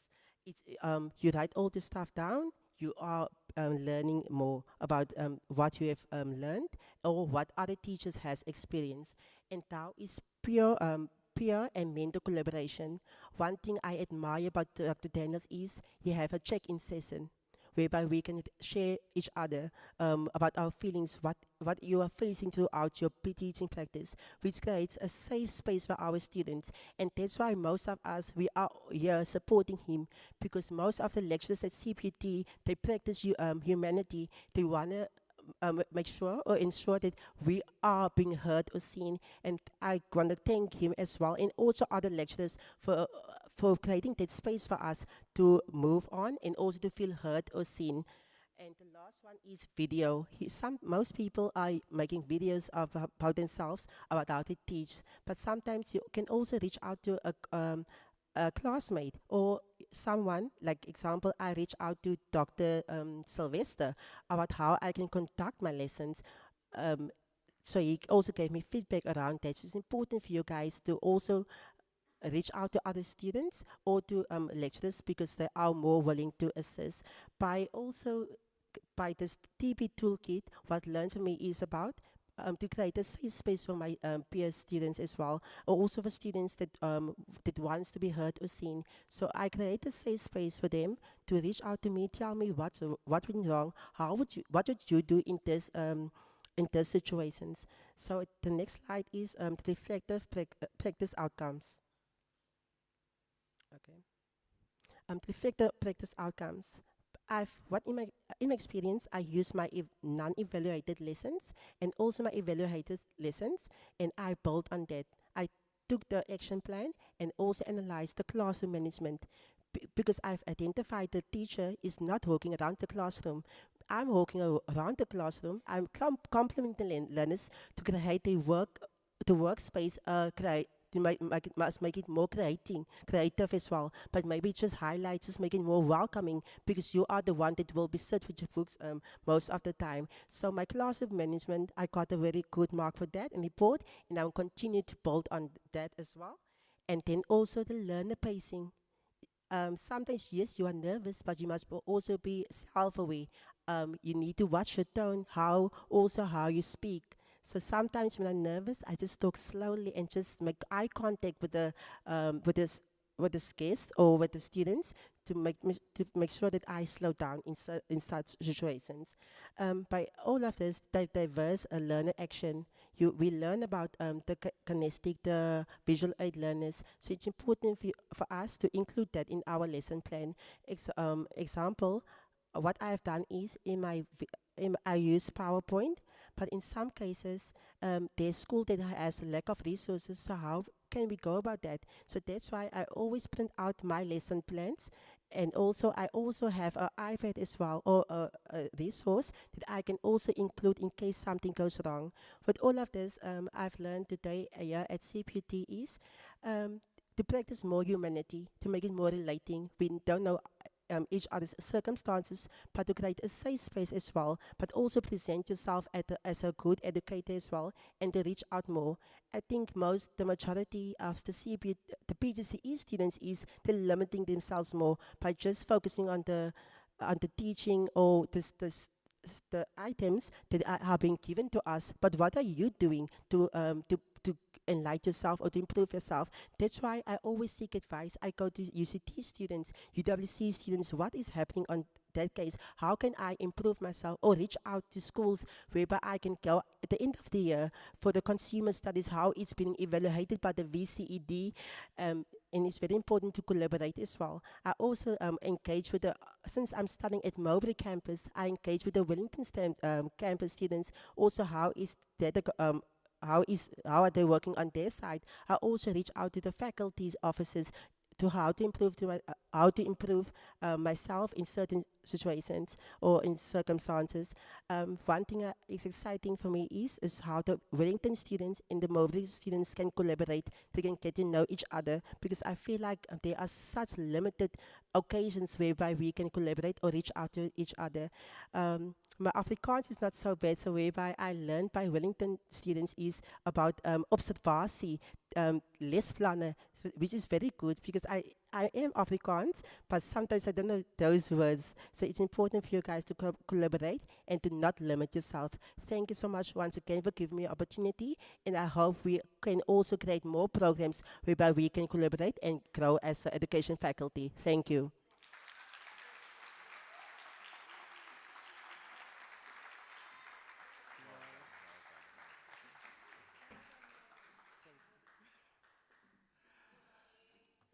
Yeah, you can give him another hand. That was amazing. I'm going to hand over to Dr. Cornelissen. We have got some of our speakers that need to leave. So, Dr. Cornelissen, is it fine if I hand over to you?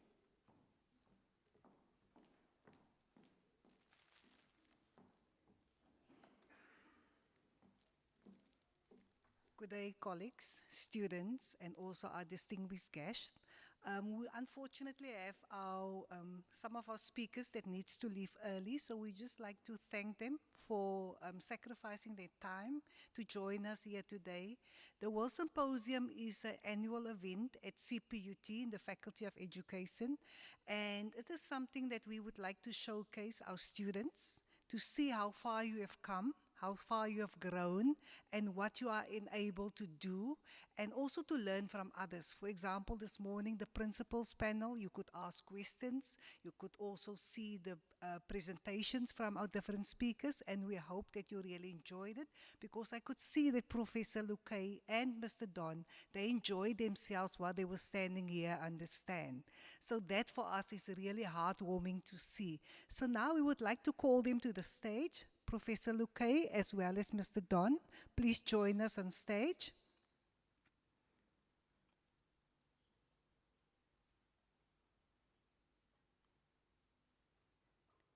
We are so sorry that you have to leave early, but we do understand. We also have commitments. I also need to attend to another meeting after this event.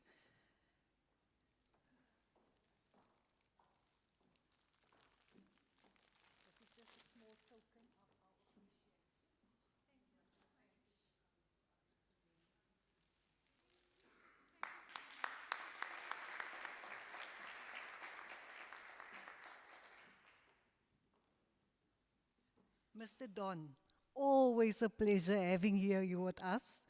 We really enjoy your interaction and your speeches and your presentation. Thank you for also coming. We know that you're always going the extra mile, the same with Professor Luque. So please appreciate the small token of appreciation. And thank you so much.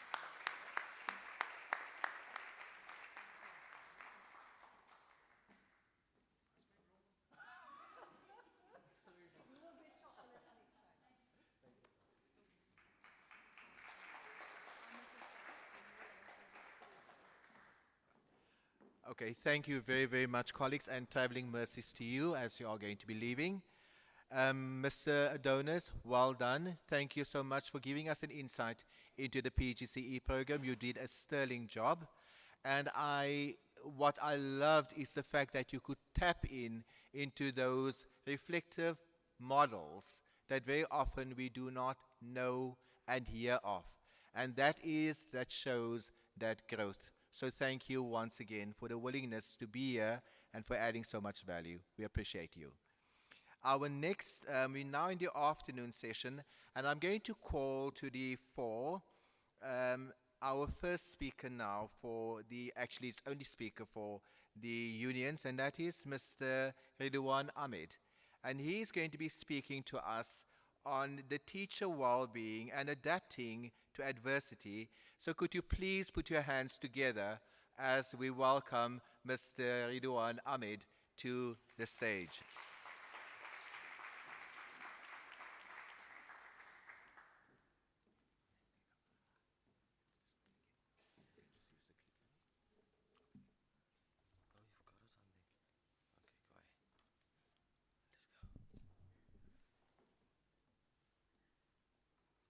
It is afternoon.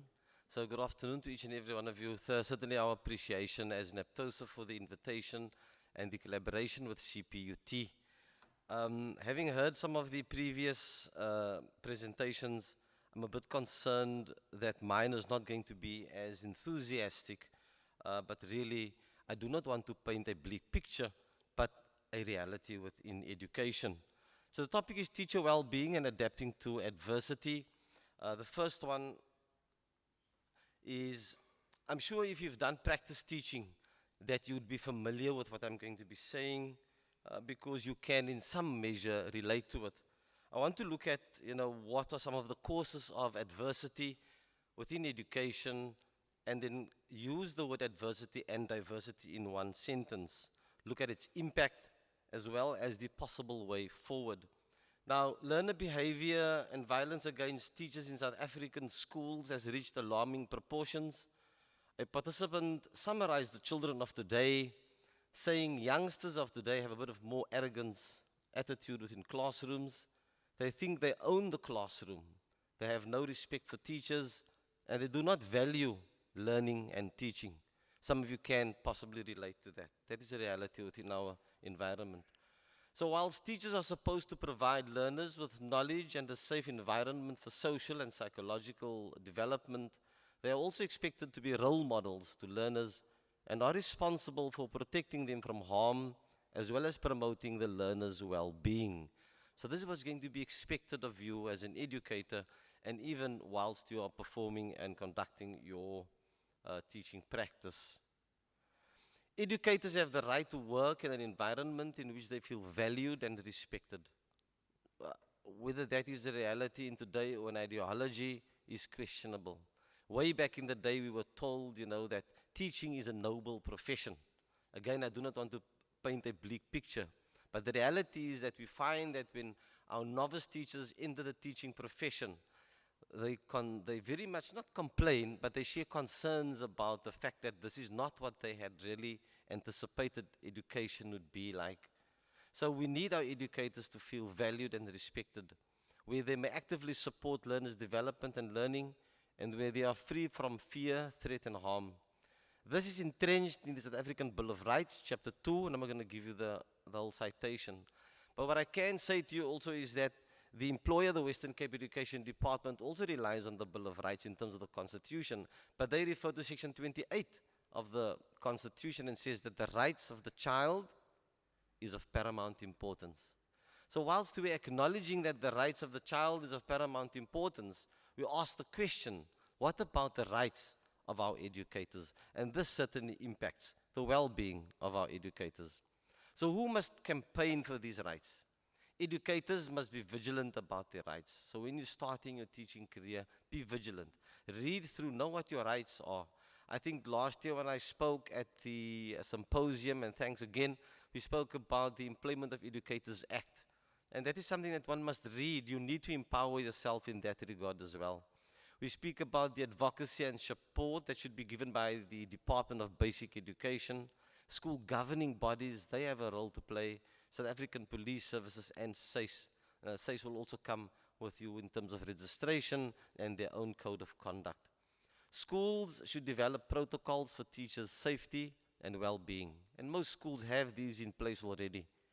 Teachers should be led by teacher unions and the DBE, the Department of Basic Education, to speak about educator rights. Teacher protection within the school-based violence context. It is a reality within our classrooms, in all our schools. No school is an exception here. School violence and learner diversity is affected by individuals, school, family, and broader community level factors. For this reason, any attempt to solve and reduce the level of this problem, this needs to be extended beyond the school environment. School safety and diversity and adversity programs and interventions can address a wide range of related issues within both the school and the community. And then you can read up all of these other citations about people who have conducted research on a number of these issues. Educators are dealing with learners who are broken emotionally, and I think I heard that earlier on, spiritually and physically. Teachers are overloaded apart from their core assignment of teaching. They also work as psychologists, social workers, and even parents. And then another thing that we are fighting at the moment as teacher unions is the notion of the teacher to learner ratio. The ideal would be 1:30 or 1:25 in some schools. The reality within most of our schools, and some of our principals are here, they will tell you they have a teacher, one teacher will have 40 learners in a classroom, and those of you who have done practice teaching will be able to confirm what I'm saying. Mr. Sonashi will tell you that no teacher has a learner-to-teacher ratio below 1:40 almost in most instances. And that is what creates the challenge in terms of adversity and the well-being of our educators. Young teachers and females are the most disrespected and bullied. These are statistically proven. Female teachers, especially the young female teachers, are not safe from the older male learners at school. And here we refer to your high school learners. They do not have control over learners to the extent that they become frustrated and depressed. This causes some teachers to be absent from school, and we can show you statistics within the Western Cape. The absenteeism rate of educators within the Western Cape is very, very high. So they get booked off for long periods of time. We have this thing in education called PILLA, the Policy on Incapacity Leave and Ill Health Retirement. It's an extensive. Educators are going on taking, long leave periods, 3 months at a time, because they are depressed. And then we are told that they suffer from what is called a major depressive disorder.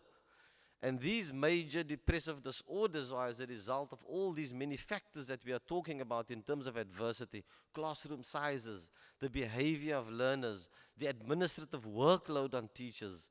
And so this all adds to the adversity, and it creates a situation where our teachers become demoralized at times and also take these long incapacity leave periods. Educators need seminars and workshops on violence and adversity and diversity issues. Gangsterism and discipline, these are societal and parental problems. Somewhere in your first year you would have been taught that there's a triangle when we speak about education. It's the learner, the parent, and the teacher. It's not a two-way, it's a three-way stream. Teachers are no longer respected like before. That's the reality. I mean, when I was at school many, many years ago, I started smoking at high school. When I see the teacher, I hide the cigarette or I run away. We find today that these youngsters, they will even ask you for a light. That's the reality within our environment. And then you've got gangsterism, and this also has an impact on education and your well-being as an educator. Salaries, they have some bearing on teachers' morale.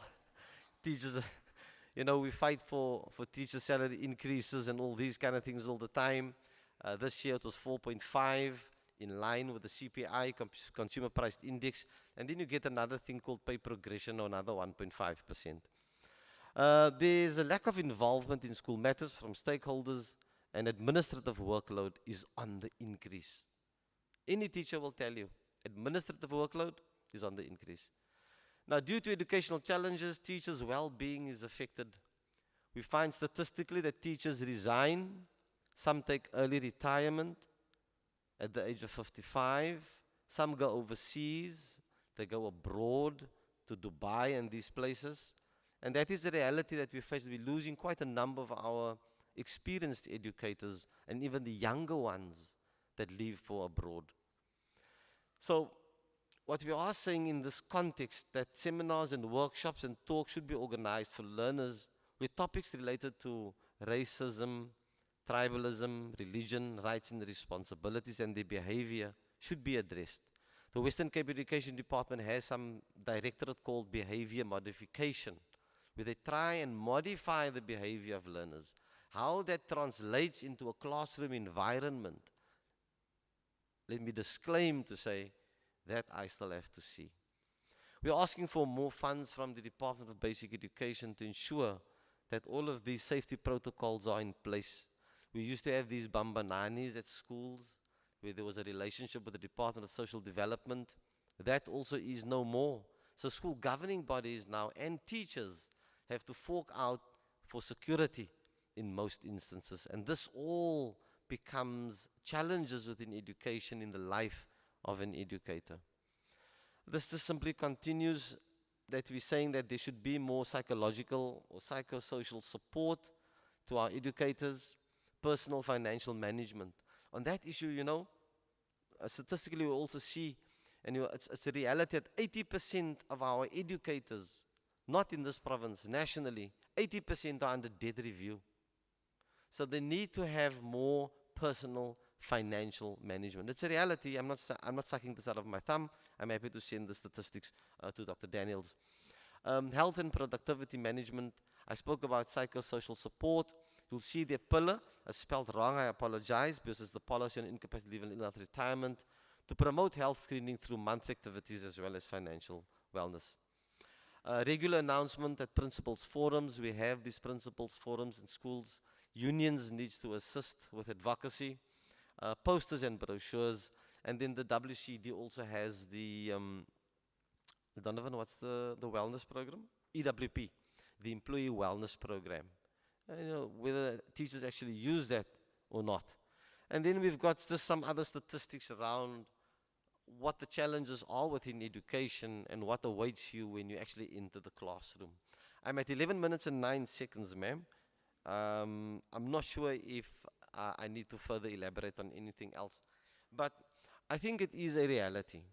And the one thing we are going into, just seeing as I have time, we are meeting with the minister on Friday, next week Friday, with regards to what we call the MTEF, your medium-term expenditure framework, where there's an allocation of the number of teachers to this particular province. Some of you might be aware that 2 years ago, we had to, we the WCD had to cut 2,400 teachers. So there was a shortage of teachers. One of the concerns for NAPTOSA was the fact that, so what happens to our fourth-year students who are going to be qualifying as educators? Where will they find themselves? Fortunately, you know, it has almost flattened out now, and we have managed to retain the basket of posts. Well, come Friday, we'll know whether there's going to be an increase or a decrease, whether they intend to cut again. And everything revolves around money. So Treasury will tell you, no, we don't have the money for this. No, we don't have the money for that. And so these are some of the challenges, and some educators are saying, but we need to be earning more. And that is the reality. If we do a comparison with other countries, we will find that the teacher's salary within South Africa is very much not in line with global economy. So that's also something that we deal with. Another lasting comment from my side, seeing as I do still have some time, is the reality of the learner-to-teacher ratio. It is something that we need to fight against. It is impossible for an educator to ensure effective teaching and learning within a classroom where you have 50 learners in a classroom. It's a reality. In some schools, we have 60 learners in a classroom. Some of you might be fortunate to go to an affluent school where they are able to employ school governing body educators. And in that instance, your learner-to-teacher ratio drops because the school can afford it. But you have areas where schools cannot afford to pay for governing body employees. And so this then creates a further challenge. And so, again, as I said, I do not want to paint a bleak picture. But the adversity, the challenges within education that awaits you, the world of reality is out there. And I wish you everything of the best. Retain the enthusiasm that you have now, and may you continue, to serve the best interest of our children. Thank you very much.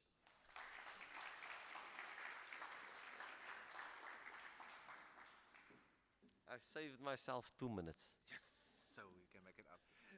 Thank you very, very much, Mr. Ahmed. There is a question. So, Mr. Ahmed, if you can just remain here. I think what came out to me especially is the fact that this was a timely reminder of the resilience that we need and what it is that we are stepping into. It is very important that we are not being sidetracked or blinded by just the non-realities. And that is why it's so important that you have shared with us the realities. There was a hand up there in the back.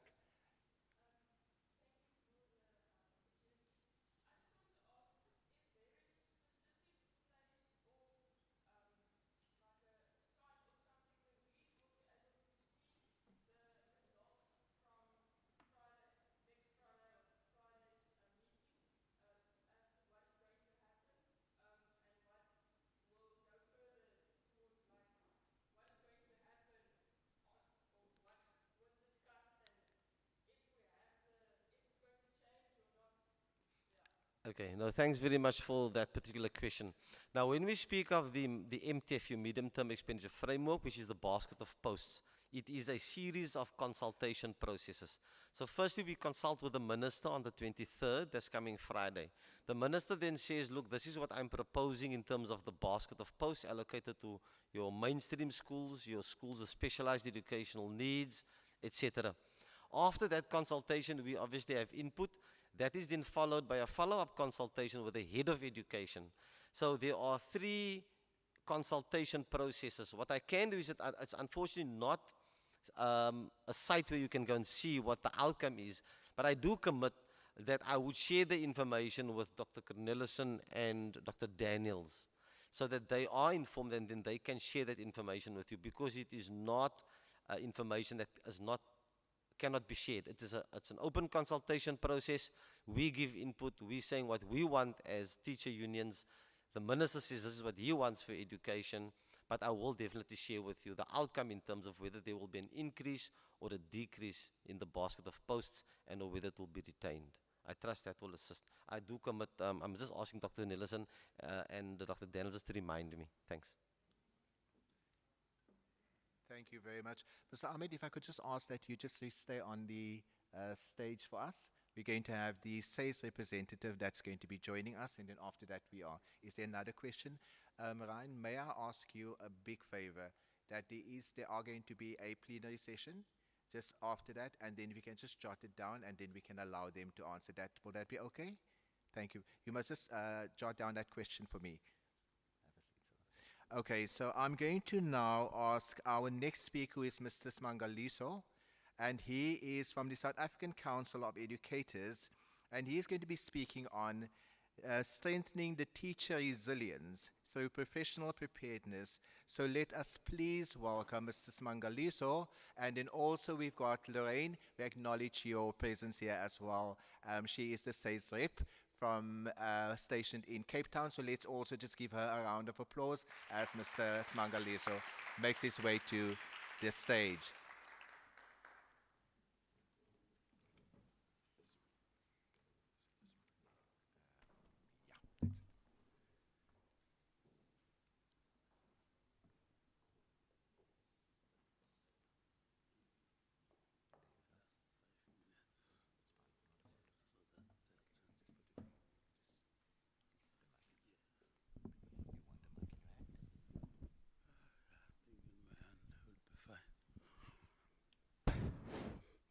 Program Director, thank you very much. Let me write on the protocol which was established this morning. Good afternoon, colleagues. Good afternoon, colleagues. Yes, there's a problem with people who have eaten. They sleep. And worse is that sleeping is a misconduct in front of SAIS. more especially when you sleep at work, because you are at work. Yeah, thank you very much, Program Director. We are standing here to add our voice. After all these August, the speakers have already taken everything that I wanted to say. I learned that I dropped my script, hence all the speakers who spoke before me, they are speaking what I was supposed to speak. It's because they found my script. So I'm going to start afresh, because everyone, the students, the fourth year, the PGCE, they just spoke what I wanted to say. Wes Naptosa said everything what I wanted to say. It says in collaboration with the Cape Peninsula University of Technology, we want to remain rooted. We want to remain rooted. And we are further indicating that, I don't know, Program Director, I cannot see properly here. I don't understand what's going on. Or maybe I stand there, I look there, I can't see this. Yeah, like this, yeah, this one will be proper. Then we are having a question to ask, that why are we here? We are here because we have realized that teaching today unfolds amid shifting curricula, where digital disruption, resource pressure, and rising expectations of care. This session, hosted by the South African Council for Educators and Kapoti, explores how teachers can stay rooted, grounded in purpose, ethics, and community, even as the profession changes around them. We are here to understand what resilience really means in a teaching career. We are also here to connect with the professional standards of the South African Council for Educators, as well as with the practical support that we get from Cape Peninsula University of Technology. And also, how are we going to live with strategies to stay grounded through change? In one instance, we have learned that there was a singer who said, change is pain. And we have also realized that an elephant, when it is having a parasite on its body, when it wants to deal with that particular parasite, it will leave it because it's not doing anything. But by the time it feels the pain, it will go to the bush and look for a dry tree. And when it finds that the dry tree, it will push its body and that wound. And during that process, a lot of blood will come out. It takes courage, it takes resilience for it to lose a lot of blood. And it will go to the river to drink a lot of water so that it remains relevant. This is what is going to happen to yourself when you become teachers. That resilient teacher is not one who never bends, but one whose roots hold firm enough to keep growing. We are also posing to yourself that everything starts small. It was a seed which made that big baobab tree in Limpopo. That tree is so big that today the government has even fenced it. And in fencing it, it's making and generating economy. Many people are going there to look at that particular tree. There were winds, there were storms, there were a lot of things, but because of its roots, which are large and broad, it stood and withstand all the storms. Next one. So, what do we mean by resilience? We want to indicate to ourselves that resilience is not bottling up whatever is troubling you. But resilience is to be able to understand that I went to Kapoti, I learned about Pihati, I learned about Bandura and quite a number of learning theories. But all these theories never taught me how to be resilient. We're further indicating that the resilience must be foregrounded by the values, so that by the time you become teachers, you are 7 teachers. And those 7 teachers are value-based teachers. Because what Naptosa was indicating here It is a society which has distanced itself from values. Hence, we have got a lot of arrogant learners. We've got a lot of ill-disciplined learners. We've got a lot of broken families because we no longer have values. We used to say charity begins at home. And what if at home there is no charity? Therefore, that simply means that the learners, when they go to school, they will find you and you will instill the values in them. Because when they see you as a teacher, they don't see you necessarily as a teacher, but they see a role model. They see a champion. They see somebody that they cry to, somebody who will assist them with everything. They want you, that teacher that you wanted to have, it is you. Allow our learners to have that teacher that you wanted to have. We are further indicating that resilience is not a fixed trait some teachers have and others lack. It is a dynamic, learnable capacity that we can learn. Built through relationship, reflection, and systems of support to adapt, recover, and keep finding meaning in the work. This simply means that this profession is a relational profession. It's a profession where you are going to relate with quite a number of stakeholders, the learners. You are going to relate with the parents. You are going to relate with the community, relate with the profession itself, relate with the council, and other stakeholders in the community. And also resilience assists us to adapt, also to be able to be tough, so that we build others. And then we are basing this on an African adage which says, umuntu, umuntu, ngabatu. No man is an island. We cannot live in silos. Resilience is not silence endurance. Silence endurance has got elastic limits. It is like a balloon. When we pump it, it reaches a state where it bursts because it has reached its elastic limit. So if resilience to you, you are going to keep quiet. What's going to happen is what Naptosa was saying. You are going to resign earlier. You are going to retire. You are going to suffer. You will end up finding yourself in hospital because of lack of resilience. Let us work together. Let's be like a tree. When the wind blows, it just bends and the tree passes and you remain standing. When you go out to do your teaching practice, there are a lot of student teachers, when they came back, they were demotivated, demoralized, because when you go there, you are told these words, which means you will get tired, because you are active, you are participating, you go to class, you plan, you prepare, and you get demotivated by us who have got more than 30 years, who have been there, but we are telling you that you are in a wrong profession. When you lack resilience, you will say, yes, I'm resigning, I'm going to Dubai. In Dubai, I'm told that their month end on the 47th. Some other month, they end on the 59th. Some other month, they end on the 65th. So here in South Africa, the salary may be less, but on the 30th, on the 15th, on the 22nd, you are sure that you are going to get your salary. Resilience, we are also bringing to yourself the metaphor that a storm does not uproot the tree with the deepest roots. It bends it and it stands again. What are the storms when it comes to issues of professional uncertainty, the policy change? The policies is a situational matter.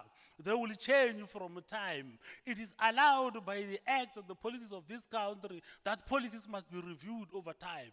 Maybe after 5 years, it will be reviewed. That's why it's very important that as teachers we go, we attend workshops, we attend seminars, we attend colloquiums so that we can refresh. And also, even when you look at some cars that are having jump starters, so that when it loses its energy, it can be jump started by another car. Even yourself as a teacher, have a jump starter. When you are tired, who is jump starting you? Who is jump starting you? Somebody must jump start you. And who are your jump starters? We are saying some of the storms that Naptos has already spoken about. workloads. You will find that you are having a lot of subjects and all other issues in the school, resilience, public scrutiny, the public, together with the South African Council for Educators. When we look at you, we want your behavior to be beyond reproach, because you must also understand that you are a community member. You serve in the interest of the public and in the interest of the learners, so you are going to be scrutinized by the public. But what you must know is that what is important is not what people are saying about you, it's your response. How do you respond when they say you come to school being drunk? How do you respond when they say you come to school late? How do you respond when they say you go to class unprepared? You respond by preparing. You respond by coming early. You respond by making sure that you arrive sober. That is how you must respond in relation to the issues of resilience. What are the roots? What makes and holds us? It is the values and the purpose. As a teacher, have a purpose and be guided by the values: integrity, dignity, accountability, respect, and tolerance, and all other values have that. And these values cascade them to the society, to the learners, to the parents, to fellow colleagues. We are further indicating that we are held by the ethical standard. The SAYS Code of Professional Ethics must guide us at all material times.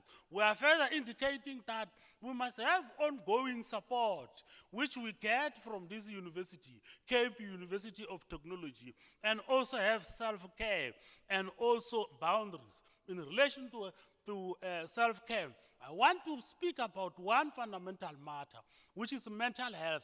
Mental health is very important, and it starts very small.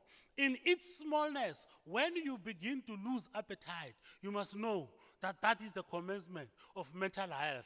When you are at home, kids are playing, you say they are making noise.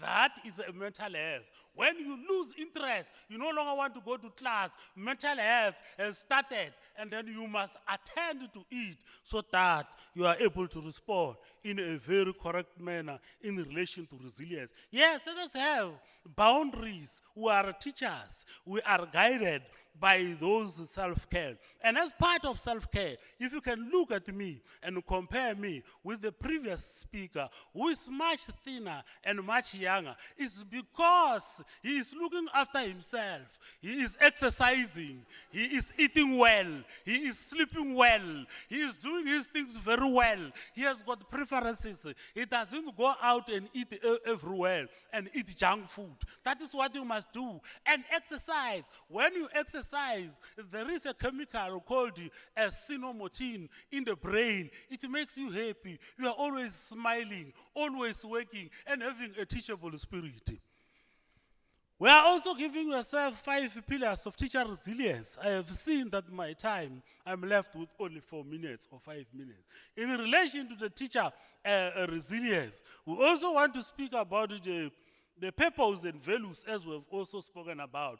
Professional community, have human relationship, join professional learning communities where you will share best practices, where you will share challenges, and also share solutions. And we are also indicating that have a community of learning, and also have a well-being and self-care, and also have an adaptive mentality. I'm just rushing so that my minutes, my leader, you can move.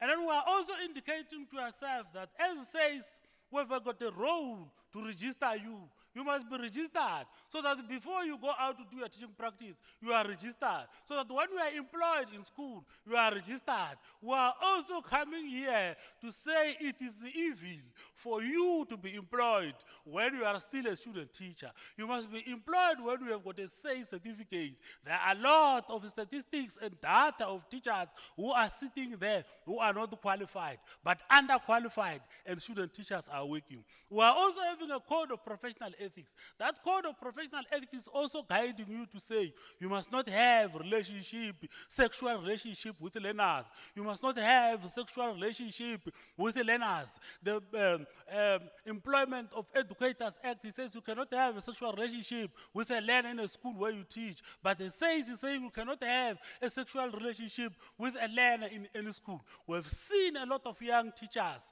being dismissed by Department of Education because of having sexual relationship with the learners. Corporal punishment is something that we don't even want to talk about it. It was abolished 30 years ago by many pieces of legislation. We are also indicating to you that when you qualify, continuously develop yourself. Professional development does not mean that register for honors degree, register for master's degrees. Yes, we encourage you to do that, but read, research, write article, engage in seminars, in symposium, in conference, in workshop. In that way, you are continuously developing yourself and you get professional development points. It says we've got a CPTD management system which assists teachers to continuously develop themselves. And we are also advocating and protecting that, representing and safeguarding the standing of the profession. We own this profession. This profession has been butchered. Its credibility in the public domain is no longer what it is. And we rely on you, the young generation, the 2Ks, to make sure that you advance and promote the credibility of the teaching profession in the public eye. And then we are also indicating in relation to teacher education and training that Kaputa, this is your role. Make sure that your initial and continuing preparation is grounded in the current classroom realities, because there is a disjunction between what's happening in the classes as well as what is being taught. And also in relation to applied research, in your research, have evidence on what sustains educators, feeding back into practice, partnership and outreach. Let's begin to have workshop on your measures of discipline, as well as mentoring and collaboration with school and SACE. Let me conclude.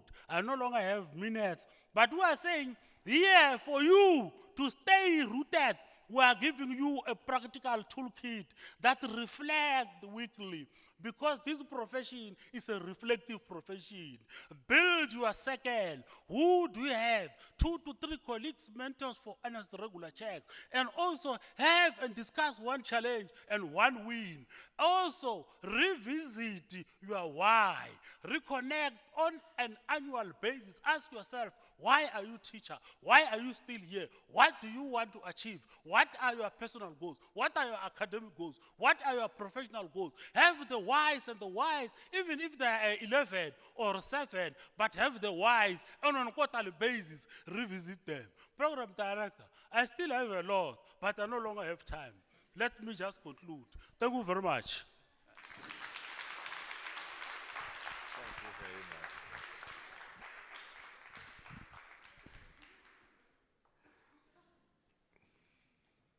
Thank you very much, Mr. Smangaliso. Could you please remain on the stage for me? We are now going to allow for a few questions to be asked. So, Mr. Ryan, you have wanted to ask a question posed to Mr. Ahmed. It is now the opportunity. I just want to ask Dr. Pretorius, I'm going to hand the roaming mics to you. If you can just please assist.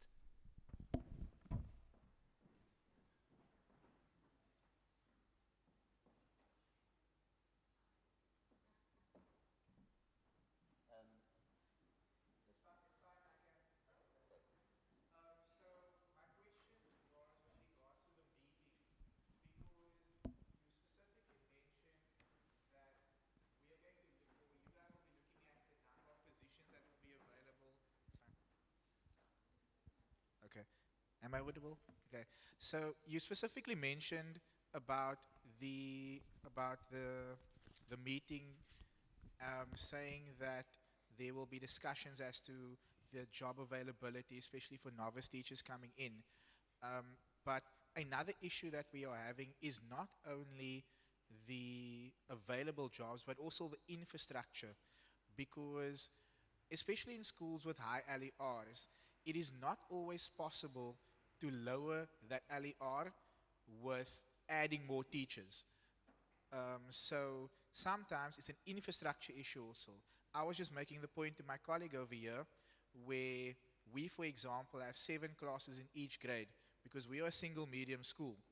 And if we were to take away 5 learners from each class and make an extra class, then that LER immediately drops by 5 learners. However, our school does not have the infrastructure to implement something like that.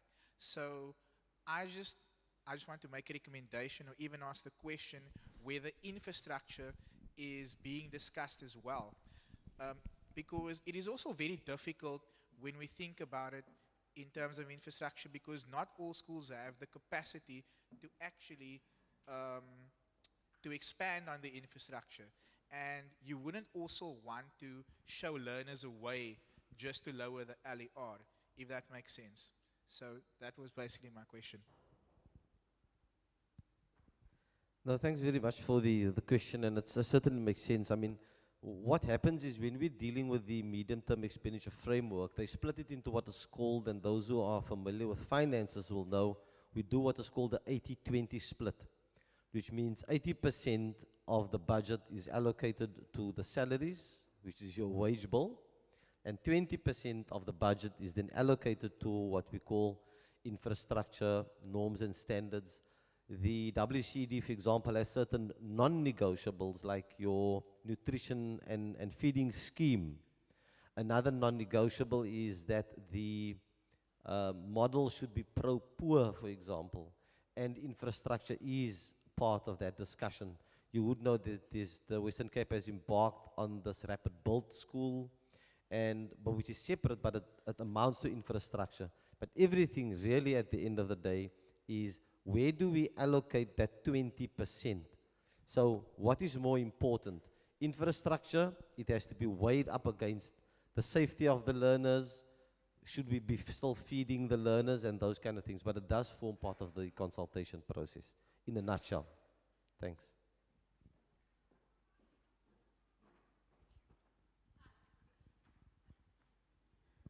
Good afternoon, everyone. I am Nomna Tandile from the Mowbray campus. I'd like to pose this question to Mr. Simangaliso Says. Says we register for Says when we are about to be teachers, right? But there has been a program where we have to register for Says as student teachers. I would like to ask you to please explain to us, why do we need to register as student teachers, whereas it is written there that you cannot be hired as a student teacher? Why do we have to do that?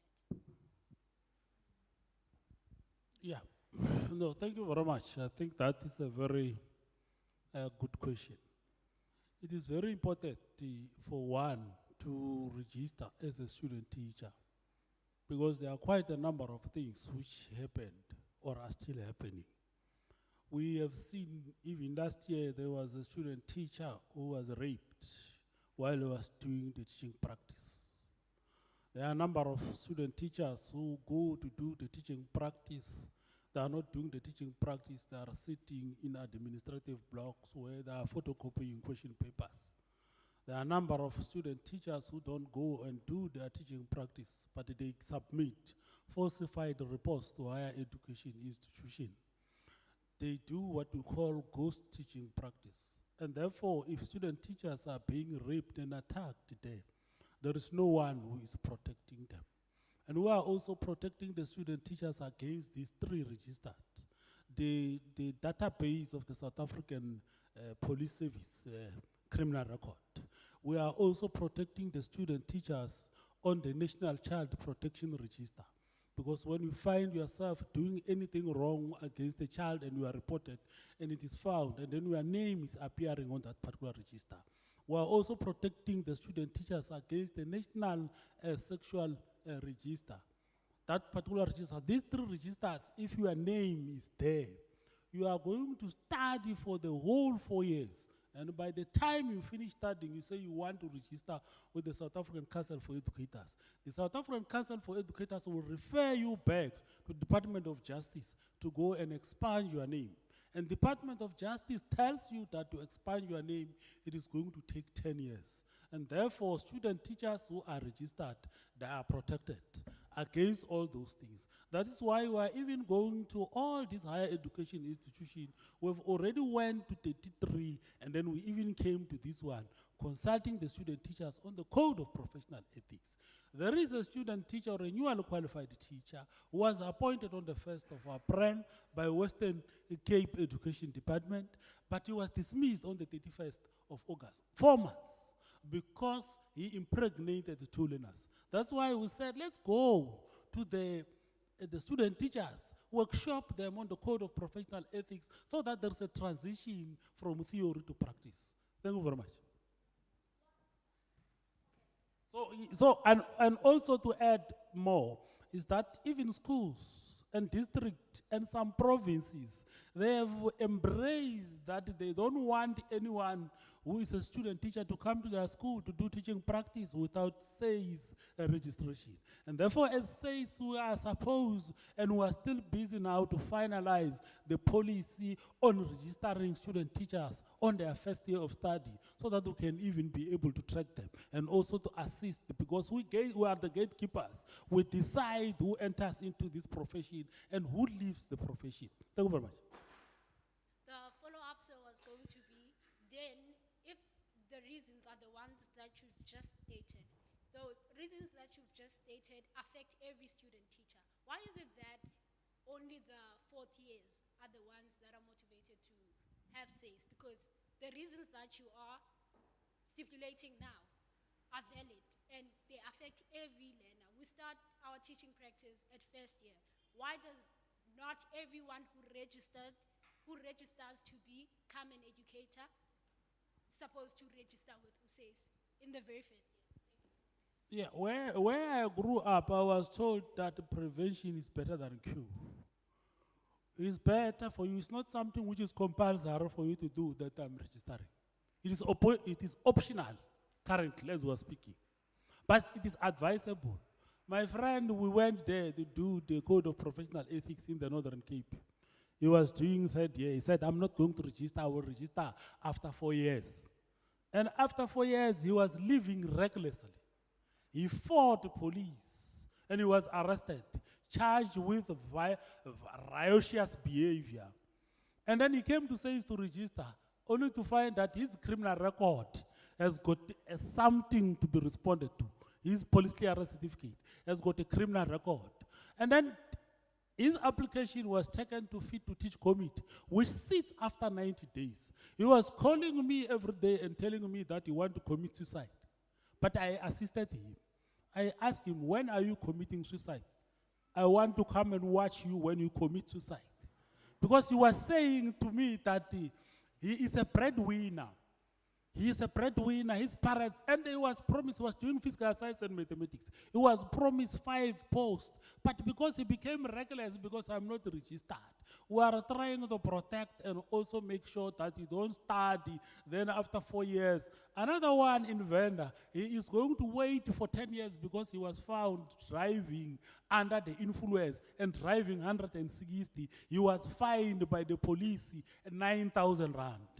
And he has got a criminal record. When we want to register him, we told him that go and expunge your name. They said his name is going to be expunged after 10 years. That simply means that he's going to work after 10 years. And also, program director, these countries in the SADC, they don't have the professional board. They come here in South Africa to register because they want the same certificate. They know the power of the same certificate. You can't go and work in America. You cannot go and work in China, anywhere, if you don't have a certificate from the regulatory board in your country. Then they flock into our country. The register which says they work for 1 year and then they go to America. Because in their country, there is no professional board. Thank you very much.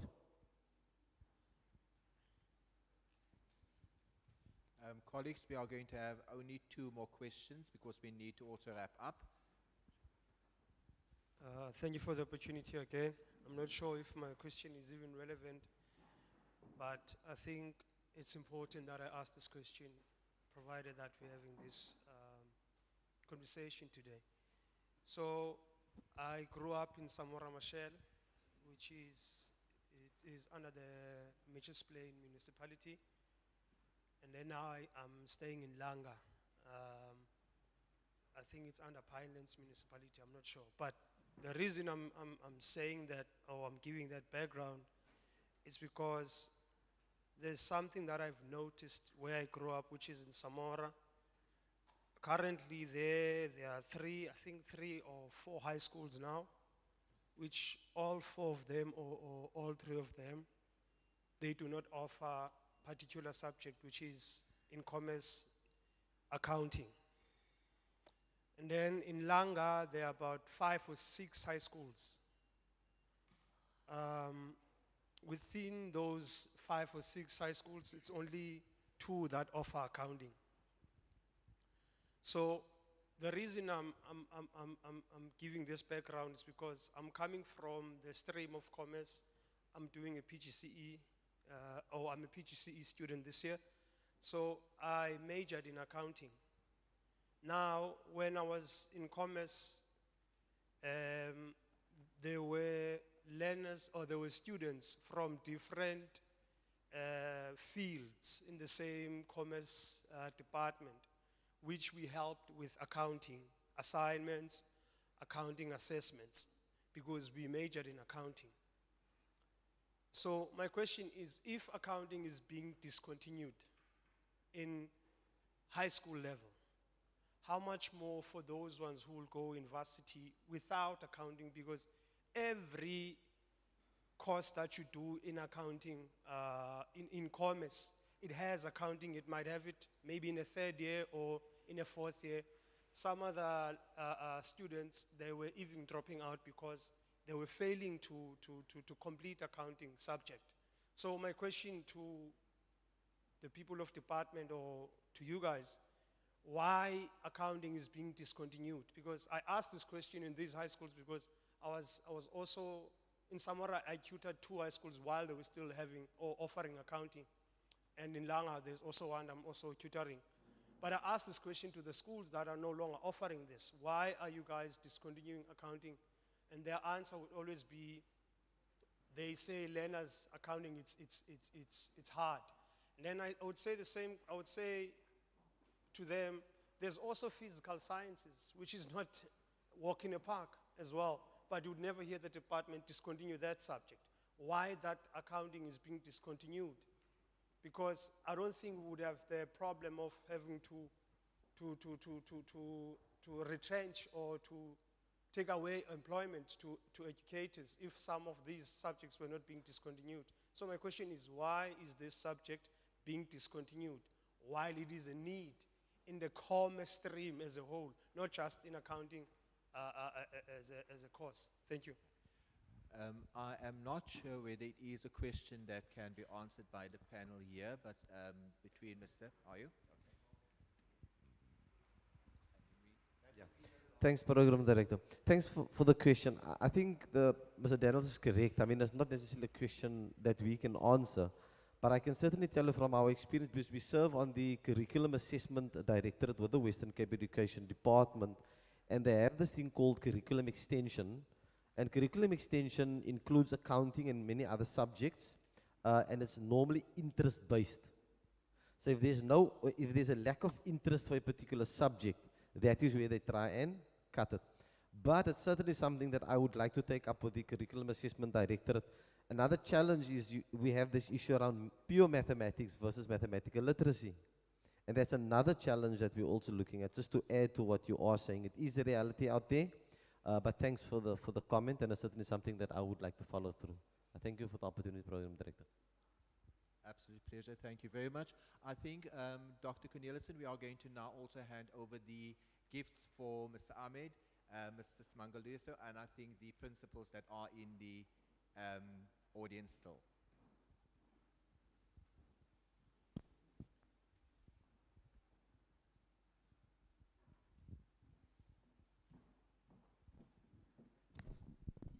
Mr. Smangaliso, thank you very much for joining us today.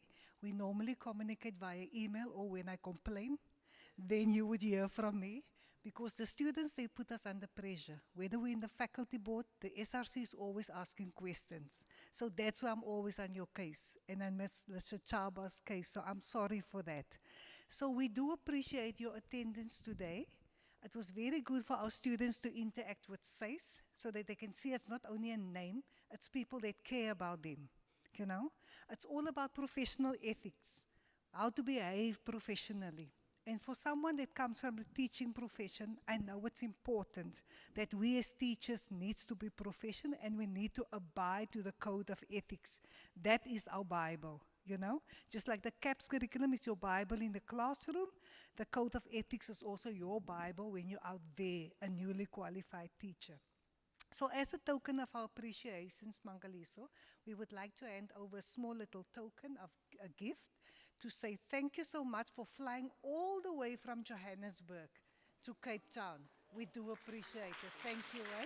You keep well. Yes, thank you. Yes, yes, yes. And then next we have Mr. Ahmed. Mr. Ahmed is from Naptosa.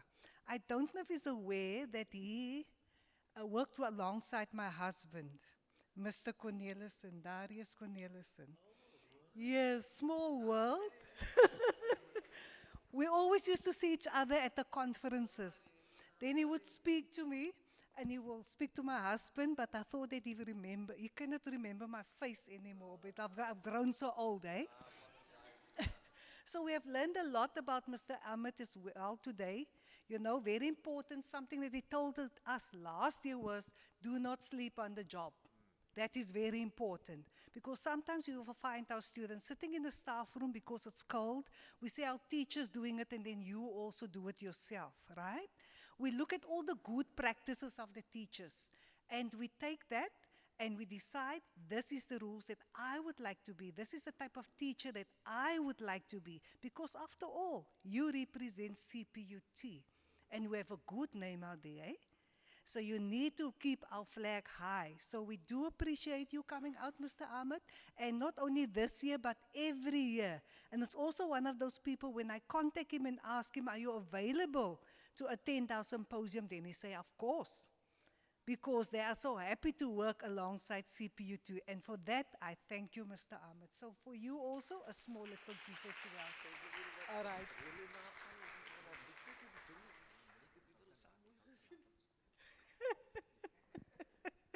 Yes, he's very surprised now, eh? And then Mr. Sanosi, may you please come to the stage? And Mr. Adonis. I can see, yes. I think it's his daughter that gives him gray. Is it you, Sasha? Okay.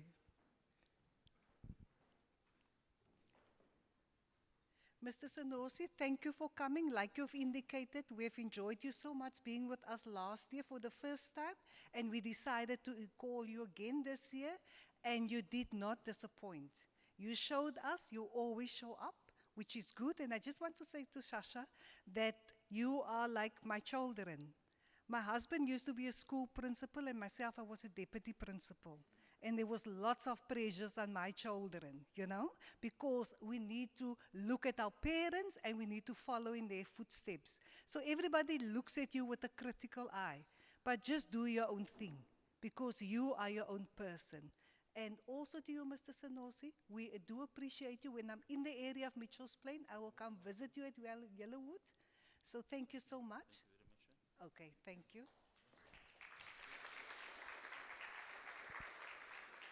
Mr. Adonis, the first time that you welcome you to our symposium, and also you are here from the cold Wellington and Paarl area. So our first time having our symposium in this, the Boland region, they call it. So thank you so much. You did also not disappoint. Thank you for being available at such short notice. We sometimes get disappointed by principals because of other commitments, but you decided you would like to join us during the symposium. So for that, I thank you. Thank you for sharing your expertise with our students, for showing them this is what the reality is all about. So we think and thank you for this, and we wish you all the best for future. Thank you. You keep well. Thank you. Colleagues, we are going to, okay, there's a question.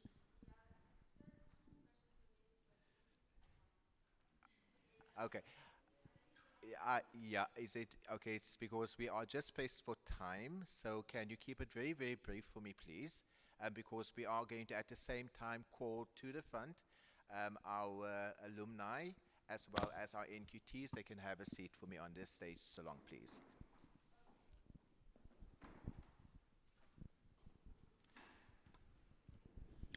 Okay, so I want to understand why teachers' retirement age is at 65.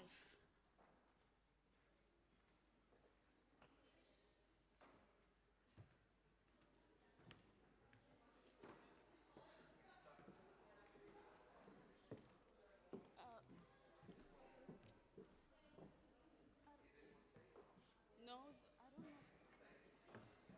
Says, yes.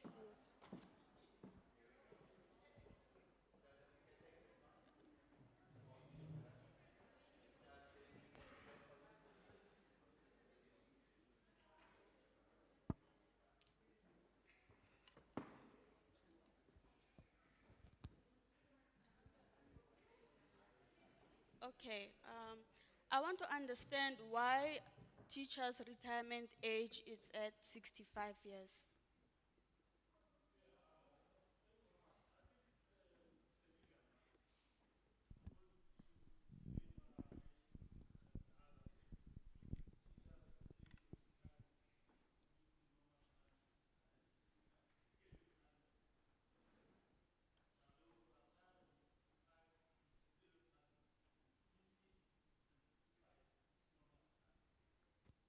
But now, because as universities, we have a lot of student teachers just waiting for positions. Why can't it reduce to at least 55 to create opportunities for us? Because even if we go for teaching practice, it's like we are undermining them because we come more with modern technologies. It's like their knowledge is outdated to our knowledge, yes. No, let me just thank you very much. I think it's a valid question.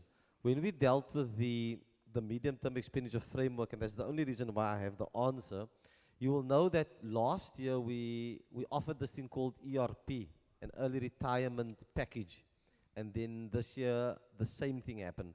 Last year, in this particular province, 308 applications were approved, which means 308 educators at the age of 55 were allowed to exit the system. But they're also looking at from a financial perspective. A post-level 1 teacher with 30 years of experience, right, earns way more than a new entrant. So they're killing two birds with one stone, basically. They're allowing the mature or experienced educator at that age to exit the system and saving money at the same time, but they're also creating an opportunity for novice educators. The ERP for this year, 2026, the closing date was the 30th of April.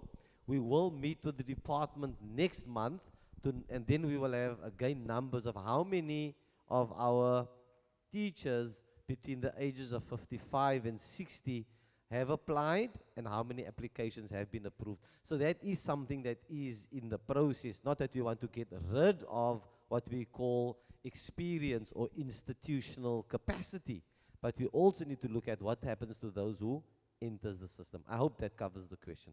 Thank you. Thank you very, very much. Thank you also to Mr. Smangaliso and to Mr. Ahmed for having responded, and thank you for that questions that were posed, very, very valid. I am going to now ask our alumni, and these are students that are homegrown, right? And I'm going to call to the fore, and they are going to be keeping it very brief, but they will be speaking about their own experience of being teachers. So I'm going to first call the Mr. and Mrs. Yuren that are going to be speaking. I'm not sure you two can decide who's going to speak first. And then, so please let's put our hand together for Lauren Yuren.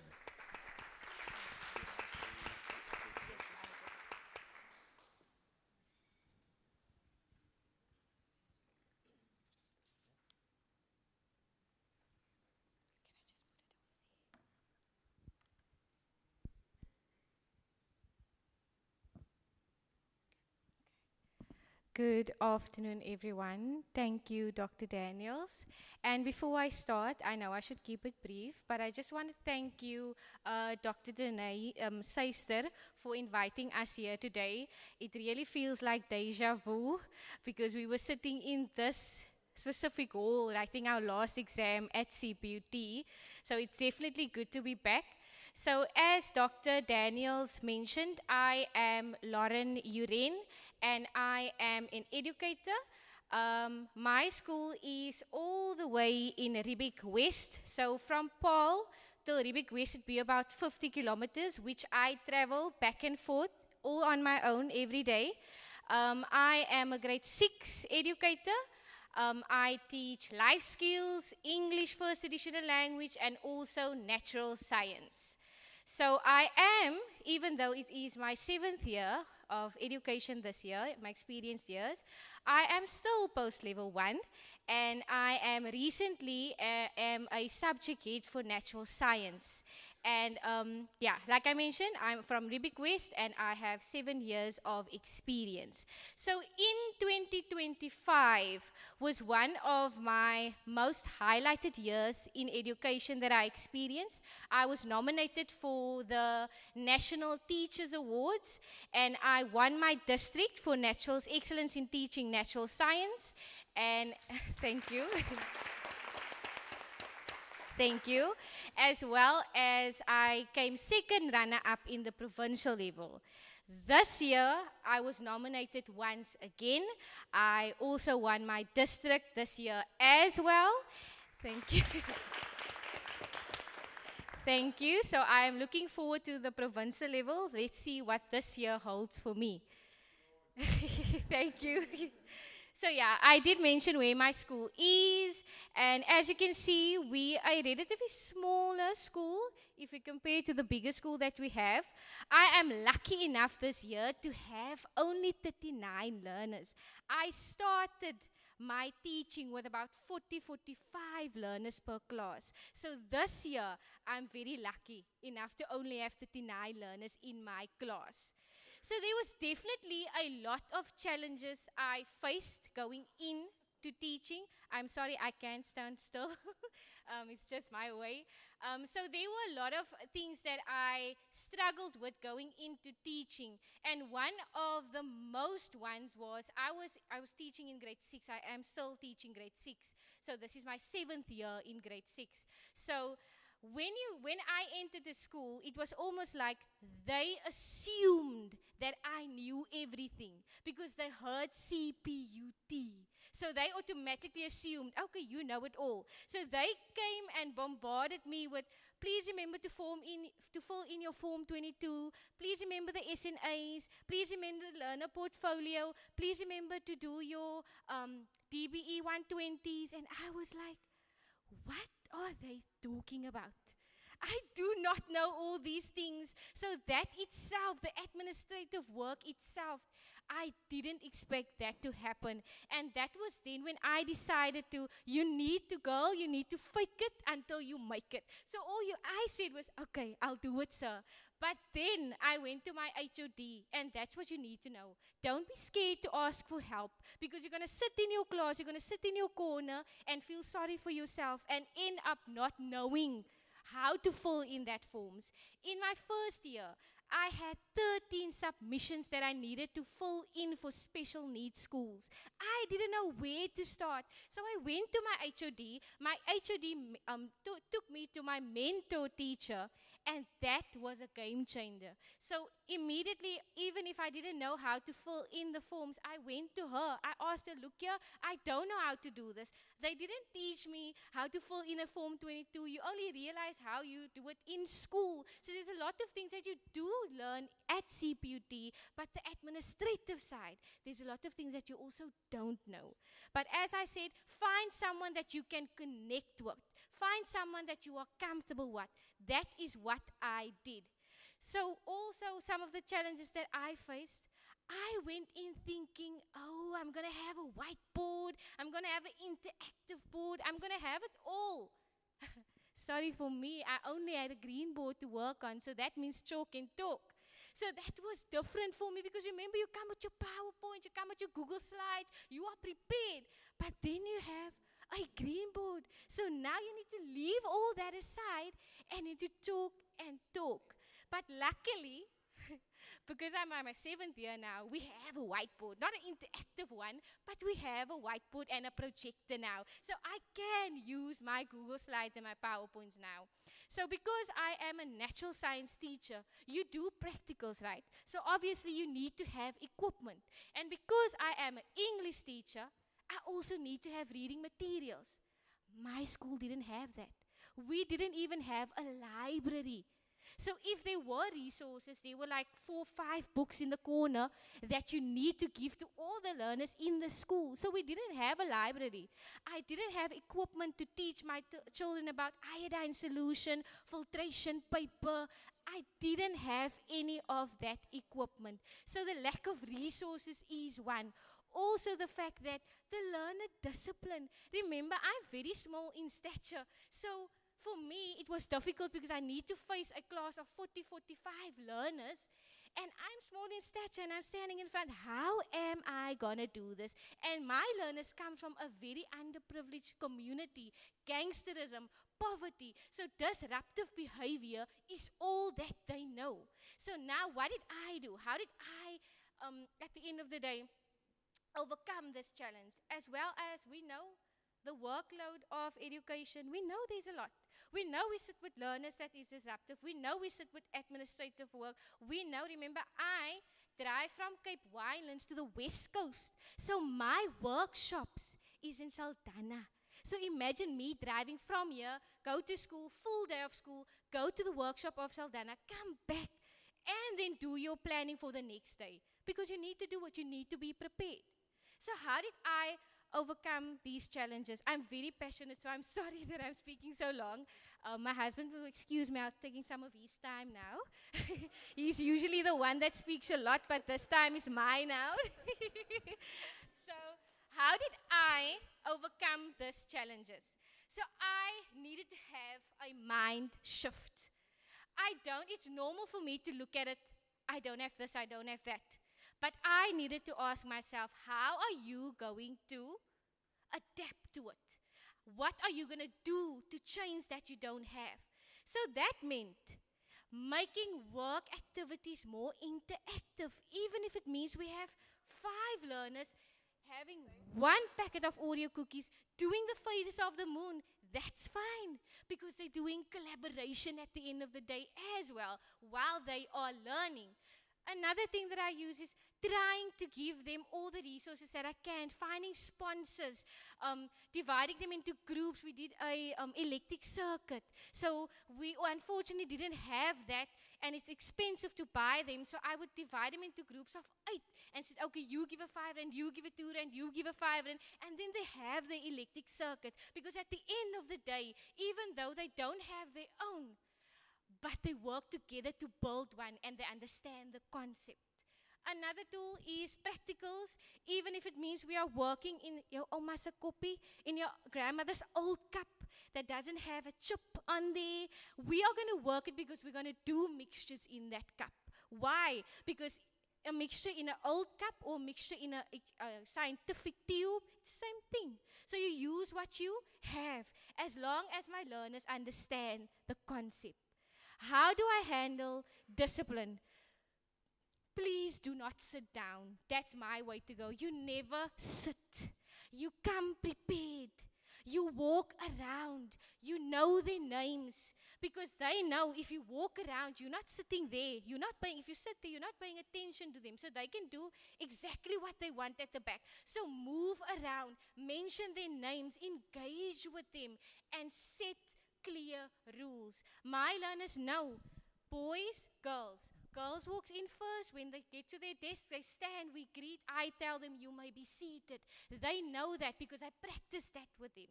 So set clear goals, set clear instructions, and set clear rules, because if you practice it, it will become easy for them as well. Always come prepared. That's what we always say. If you plan to fail, if you fail to plan, you plan to fail. They know exactly when you are unprepared. Thank you. So, my most exciting part. How did I deal with the discipline, as well as the fact that my learners has different learning styles and they are on different levels.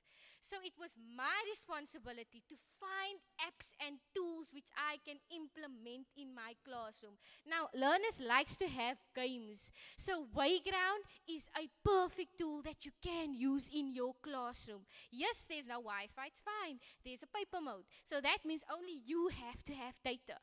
I also make use of, there's a picture of my learners in class. They did the Playground activity. So as you can see, they're very excited because they're very competitive. So now I'm also forcing them to learn. So now we are working on their unwillingness as well. Another tools that I use is usually when I have a worksheet for my learners, I have a QR code connected to that worksheet. So that means the video that I showed them in class, they can scan it at home, revise that video, and complete the worksheet. So that's revision taking place as well. But also, when they do the exams or when they're busy with the exams, they can also use it to study as well. And then also, coming from a background where they are only seen for, and it's difficult to speak about this, but most of my learners, usually, they come from broken homes. So all they know is they cannot do it. You this, you that. So I decided rewarding systems, reward their good behavior. Well done. You did great. Thank you for your participation. Well done for picking up that piece of paper. Even if it means anything, it means the world to them, because they come from a broken home. They don't get that at home. So we have rewarding system, rewarding them for their achievements, because that might be the last reward that they receive, because not all of our learners are academically strong. And then last but not least, also make use of, you'll thank me later, many learners in class, so that means you have to take home those books and mark. No, we have tools for this. So you have Swift grade and you have plickers. So when I teach a subject, I teach it in class after the lesson as consolidation. Plickers, great tool. Each learner is given a plicker tool with a number on it. So you go according to your class list. So learner number 1 has plicker number 1. So all they do is you put up the questions on the board. They read the questions. They turn the plicker. Is it A, B, C, or D?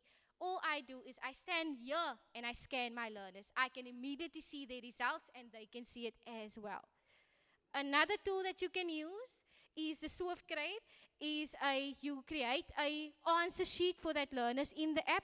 You put the questions on the board, the learners fill in the answers on the answer sheet, and all you do is you don't even have to do it in class. You can, but you just go around and you scan the learners' work, and it gives the learners results immediately, and they can see their mark as well. Before I stop, what Swift grade as well is, even if the learners can't spell, you can correct it for that learners. So even if photosentences is photosynthetic, you give that mark on the app. So thank you.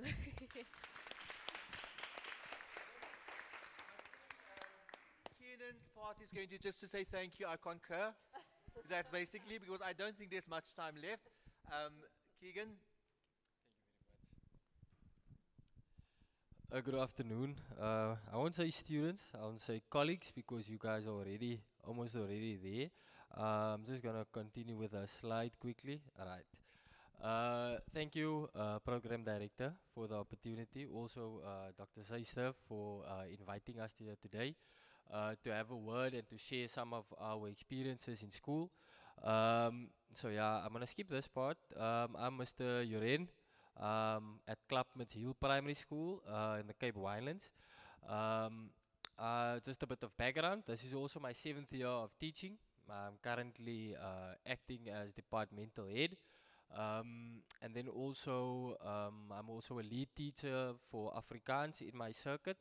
And then I also participated in the National Teachers Awards in 2014, where I was also a district winner for excellence in teaching natural science and technology. So I set the example for her, yeah. I'm not gonna repeat what she already mentioned. I'll just add on a few things that you might find challenging when you start your journey at a new school.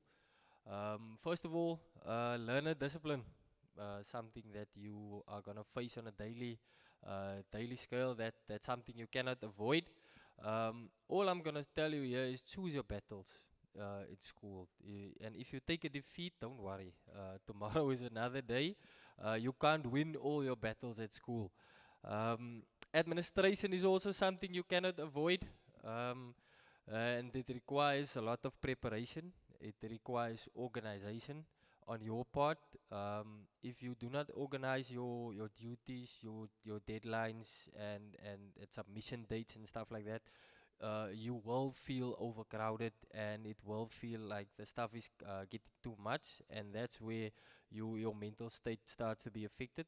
So make sure that you keep track of things that you need to do, and you write it down, and especially for at our school we use Google Calendar.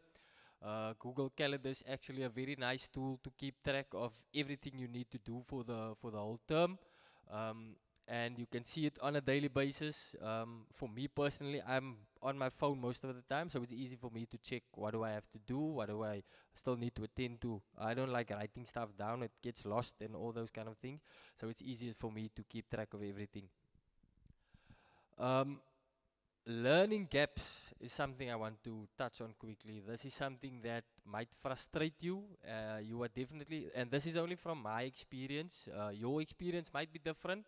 Your type of school might also be different. You would find that I'm a grade 6 teacher, but you will find that you will have learners in your class that are still on grade 2 level. Learners that are still grade 2, grade 3, maybe grade 1 level. Learners that come to school that only are there for the food. They only come for the food. They're not there to learn. So how are you going to address that issue in class? Sometimes you cannot bring that learner that's on a grade 2 level up until grade 6. It's impossible, especially in 1 year. Especially when you have about 40 plus learners in class, it's impossible almost. But I have come to learn that your relationship with your foundation phase teachers, if you are intermediate phase, you need to have a good relationship with them, because when it comes to intervention, you need to have a targeted intervention. I think you guys are learning about ISPs. You're gonna need to develop those ISPs for each of your learners, and have a specific goal that you want to set. Don't focus on a lot of stuff. Focus on one thing you want to improve with your learners, and focus on giving you everything on that. Don't set 4 or 5 goals and you want to achieve everything in 1 year. It's not going to happen. Set one goal. You want to take them, if you want them to read, if you want to focus on, choose any skill that you want to develop and focus on that. That you will see much better progress instead of focusing on a lot of different goals. One of the things that novice teachers also struggle with when they start out at school, workload and time management, curriculum coverage as well. There's a lot of stuff that can happen at school. The previous speakers mentioned teacher absenteeism, and also a lot of other stuff that takes place at school, which might cause disruption to your pace at which you teach. This term alone at school, during term 2, we had a lot of teachers absent, which means learners were split into different classes. So now you're having 40, 50 learners in a class, and you can't focus on your class. So curriculum does take a knock, and you need to manage that in a way that you can still finish your work. So teachers need to reach out, especially novice teachers. I have a few novice teachers, and the main thing they struggle with is communication. At the end of the term, when they see they're not going to finish everything and the assessments and stuff must be done, now they're scattering around and now they want to come to you. If you see you taking a dip or you're struggling, communicate with your seniors. Use your grade heads or your subject heads. Communicate early to avoid any confusion or disruptions at the end of the term. And then I'm gonna skip to the next slide. Yeah, I'm gonna talk about some pitfalls you need to avoid, because I think Lauren already mentioned a lot of stuff you guys need to watch out for. So some pitfalls to watch out for. Don't surround yourself with negative colleagues.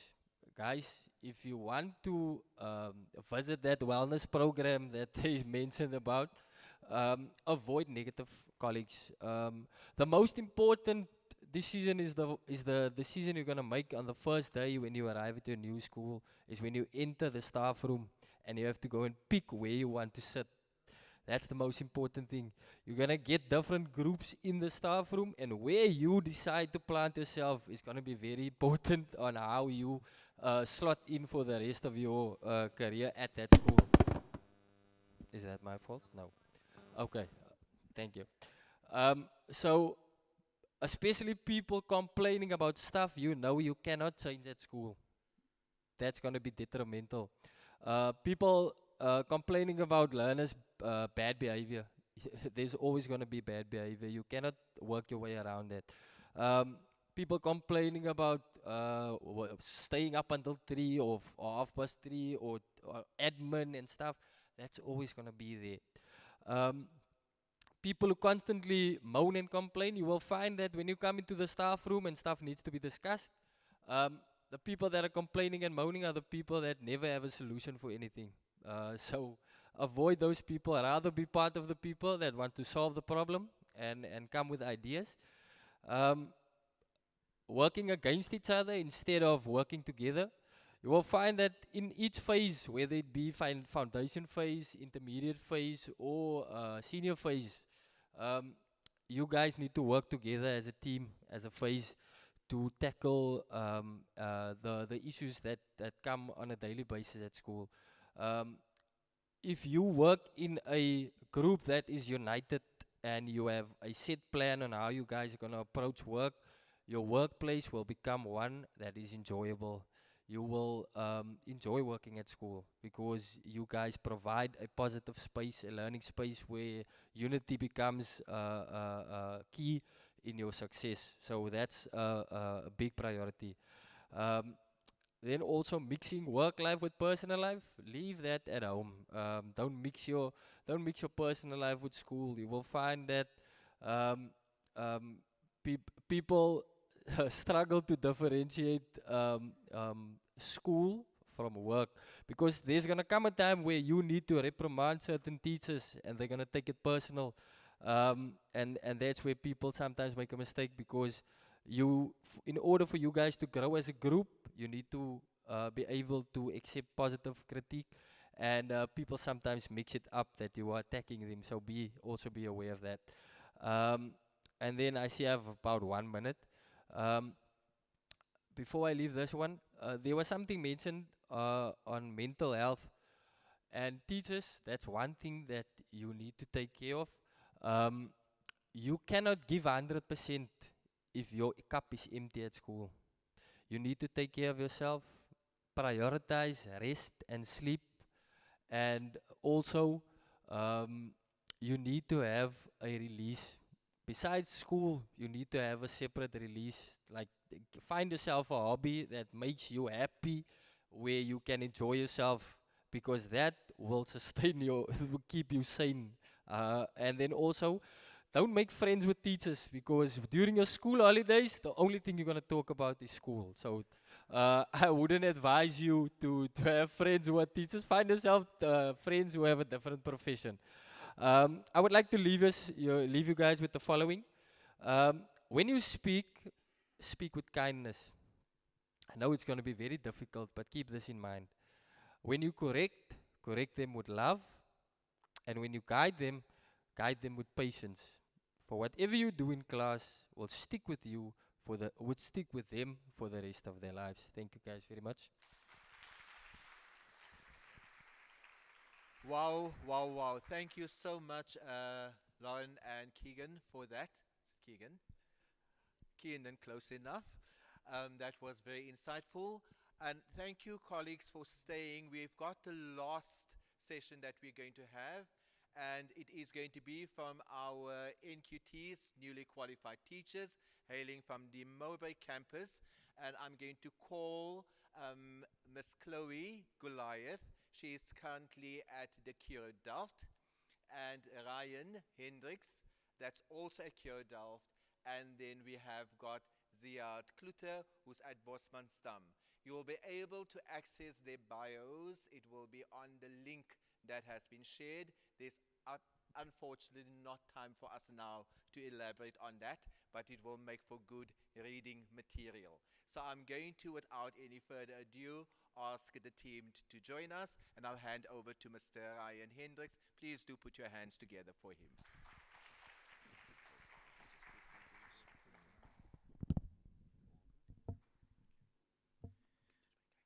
Good afternoon, everyone.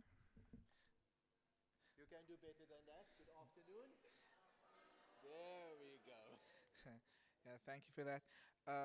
Yeah, first of all, thank you for allowing us this opportunity to share our perspectives. Along with my colleagues, we will discuss the disparity between higher education and the classroom reality from a novice teacher's perspective. As mentioned, my name is Mr. Ryan Hendricks, and I'm joined by Ms. Chloe Goliath and Mr. Ziad Kluter.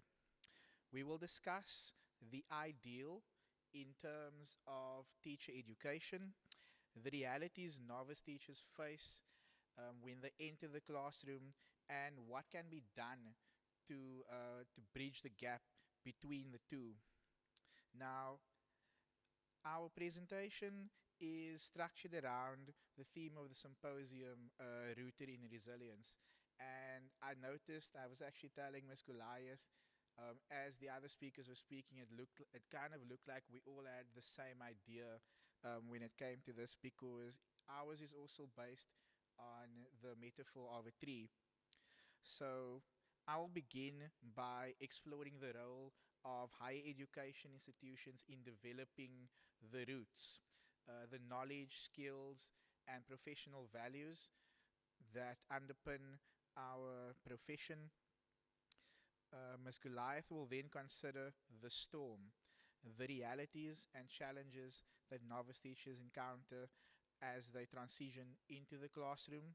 And then finally, Mr. Kluter will conclude with growth, examining how mentorship, reflection, and collaboration can bridge the gap between teacher education and classroom practice, enabling novice teachers to not only withstand these challenges, but to thrive. Now, when we consider the role of higher education institutions, we will find that during our studies, we are equipped with a wealth of knowledge and practical strategies that give us confidence as we prepare to enter the classroom. Besides learning about the school curriculum and what we need to teach our learners, our studies included modules like education, where the curriculum was divided into educational psychology, inclusive education practices, sociology of education, and philosophical studies. And these were designed to develop holistic professionals who are adaptable to the situations they find themselves in.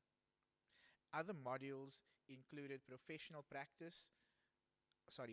studies and teaching practice, where we learned about education legislature, how to integrate technology, design meaningful lessons, implement effective classroom management strategies, assess learner progress, and differentiate our teaching to meet the diverse needs of our learners.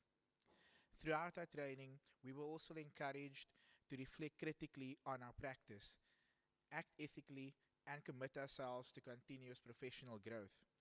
Now, this preparation is grounded in educational research and best practice, giving us confidence that these approaches will support meaningful learning. So, with that being said, in the context of today's symposium, we might say that higher education institutions give us the roots, the knowledge, values, and professional identity that anchor us as teachers. It is resilience that enables those roots to take hold and flourish in an often unpredictable reality of the classroom. To better understand these realities, I will now hand over to Ms. Chloe Goliath, who will explore the experiences that many novice teachers face as they enter the classroom.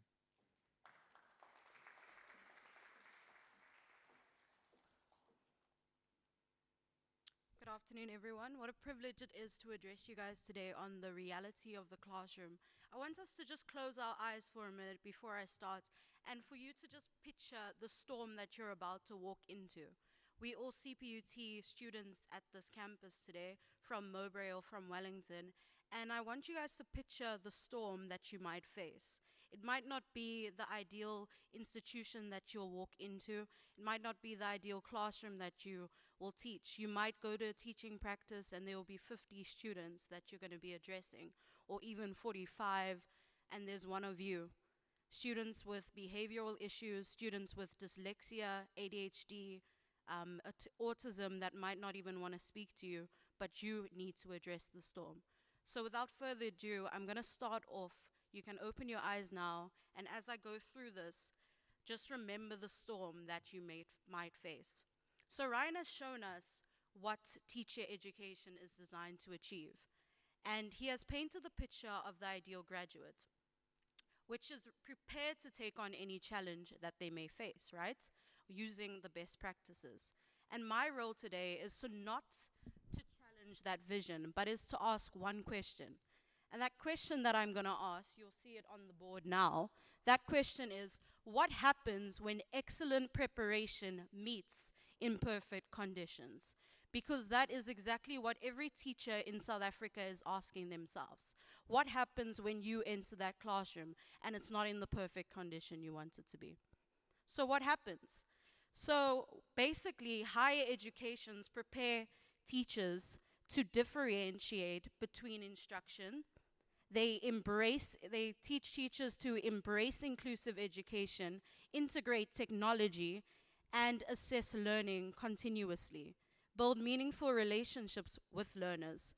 But research shows that these practices improve teaching, which we all know already. The question isn't whether these practices work. The question is whether classrooms provide the conditions in which these practices can work. Teaching never happens in isolation. It happens in context, and that context matters. The Department of Basic Education continues to identify learner education ratios, infrastructure constraints, and funding pressures as significant challenges facing and affecting teaching and learning. The first statistic that I want to take you guys through is the reality of learner education ratios. Currently, the statistic reads as follows. There is a 35 to 1% ratio, meaning that there are 35 learners in your class and only one of you. Some of you mentioned it earlier where you guys had a big opinion in saying, no, sometimes there's 60 in the class. So when we walk into our rural and township schools, we face ratios like the ones mentioned here of 50 or more learners per the one educator.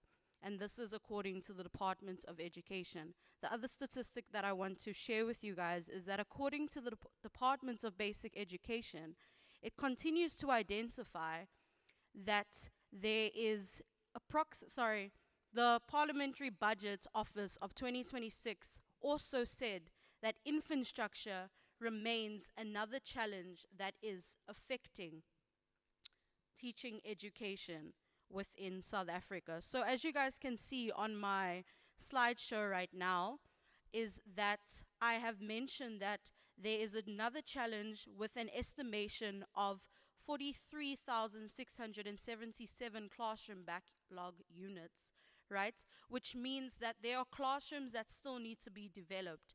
There are classrooms that do not exist that need to exist. So in order for those classrooms to exist, we need money, right? And now that brings me to the next statistic.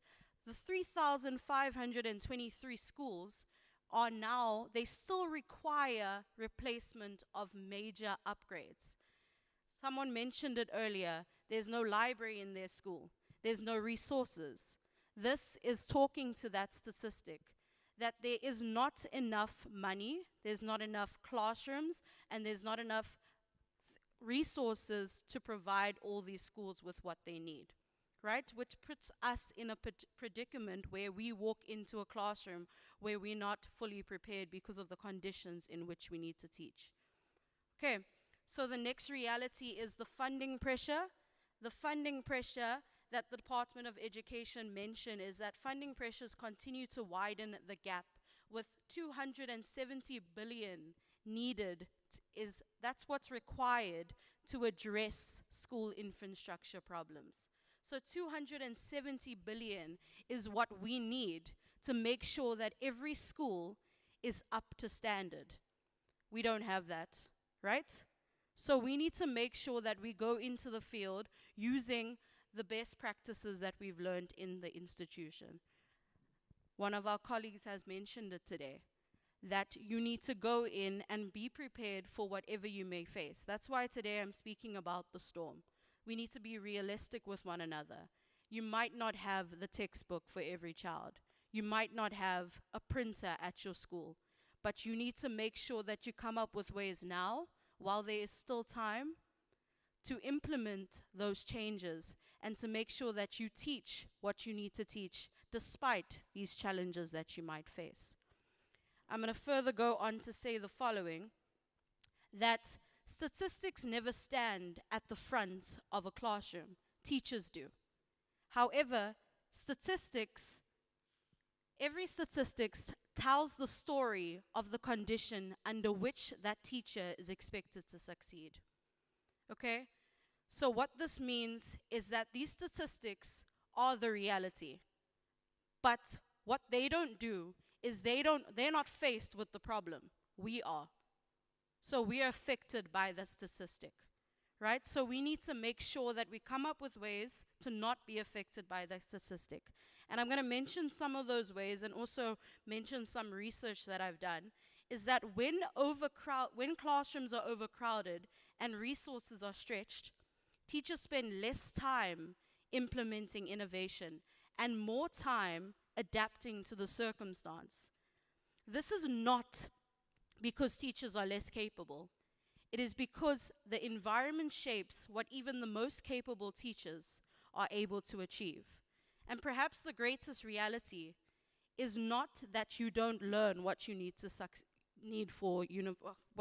succeed in a school, but the reality is that the greatest disparity is between what we expect teachers to achieve and the conditions under which we expect them to achieve it. Only when preparation and practice begin to speak to one another can we move from disparity to parity. And Ziad will now show us how that bridge can be built.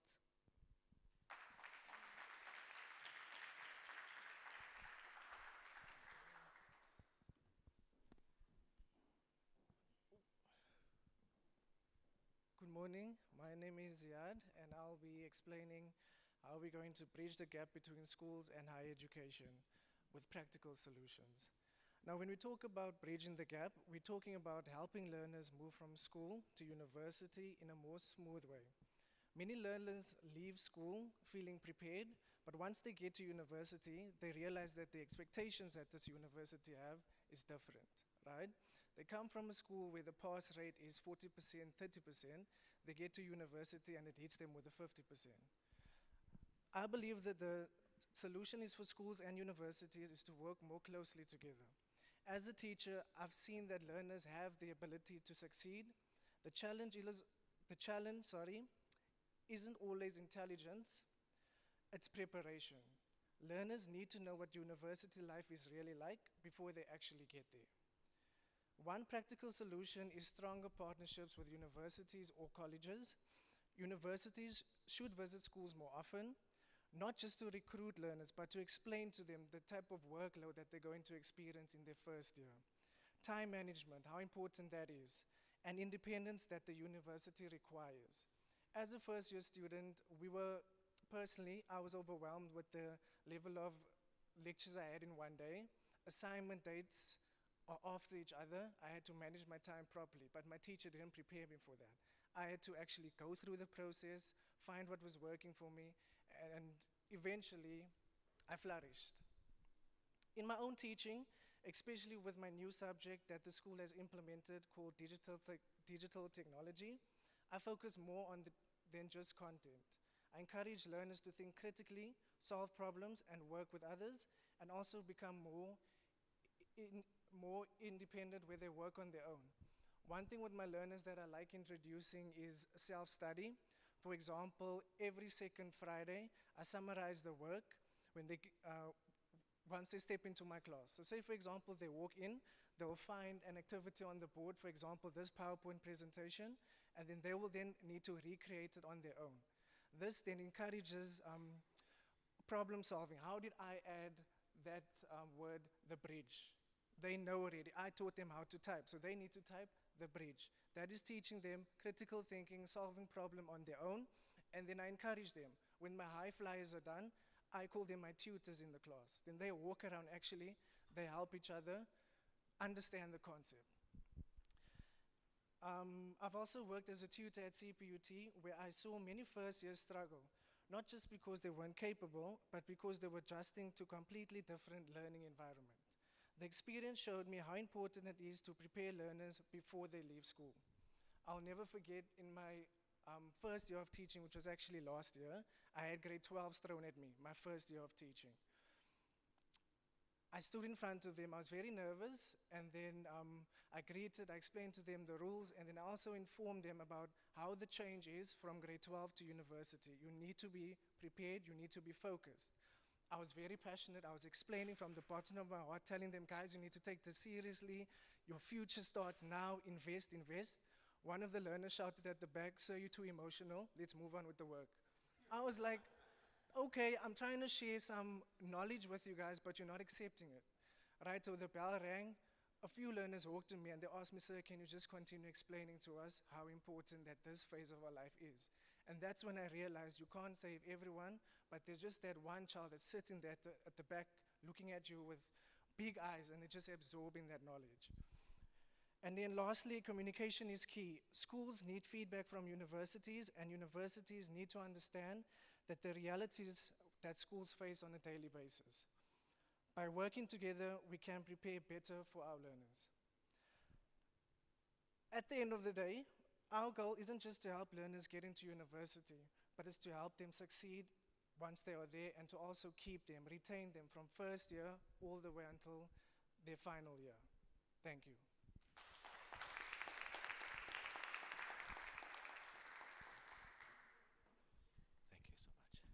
Colleagues, this is what we call our products.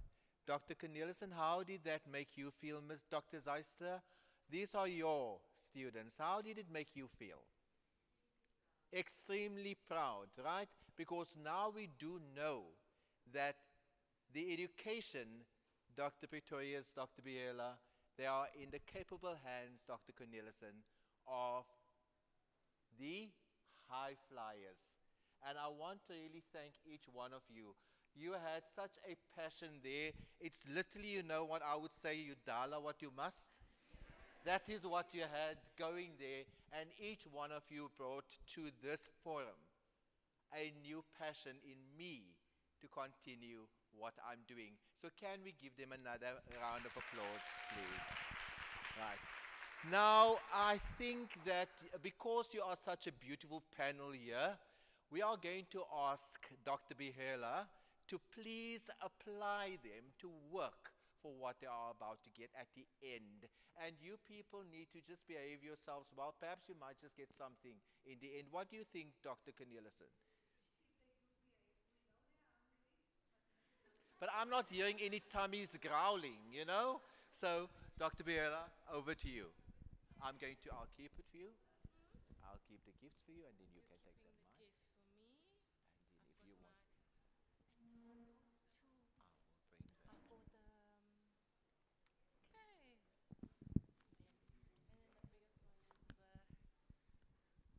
Right. I hope you've all been listening. It's that time again about the spot prizes. So I'm hoping that you're ready to put up your hand. Okay, my first question is, can someone describe what resilience is? It's been talked about so much. There's a hand there. Yes. Yes, you.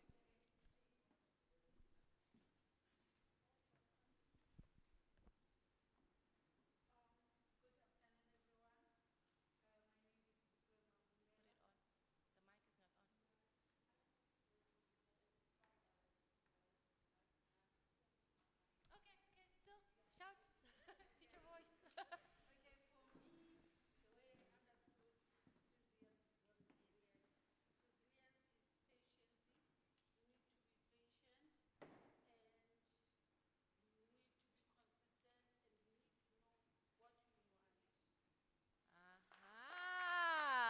Patient, know what you want, committed.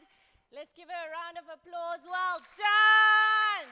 Woo! Okay, that is our first one. And then the second one.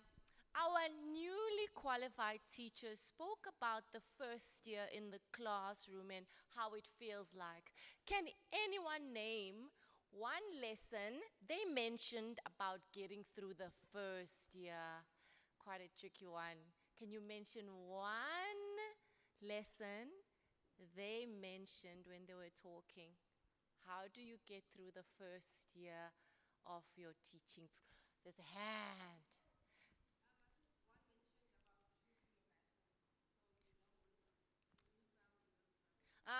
Choosing your battles. Please come and get your prize. And I think I want to ask the same question again, because that's right. So that was one of the lessons. Can someone name a second one? There was one and another and another. And so, yeah, so you can go for it. Dr. Biela, you've got some decision. I feel like going that way because I haven't looked there. Is it fine? But her hand was up first. Go for it. Okay, yes, you. Yes.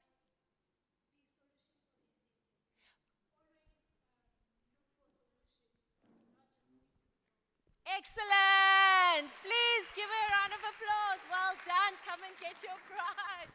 All right, now we are going to be doing a draw again for a lovely prize. Chloe, you've got the prize in your hand. Please come and just draw a name for us, please. Chloe Jordan.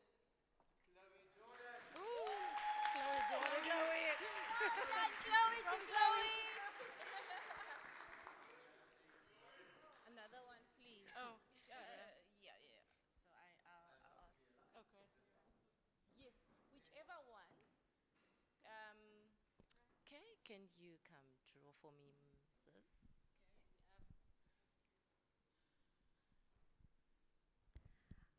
Oh, Mtuazi Anam. Is that the name? Well done! And then is it the main one now? Is there more? Is there more? There's the main one there. Dr. There's a main one there as well. So we've got two main ones. Thank you. Colleagues, these are yes. little tokens that, look at that one. This is what you can use for your teaching practice. Yes. With Dr. Zeister, Dr.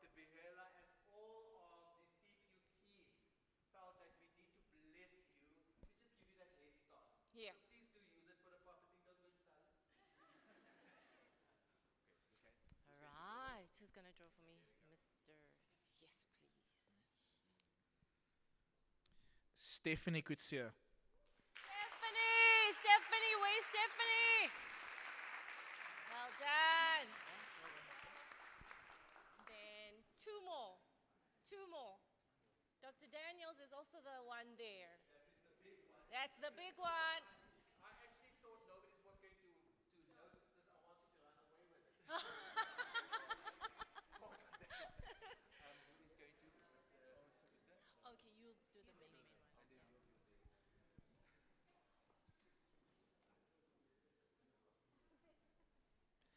Zaidin van der Heever. Well done.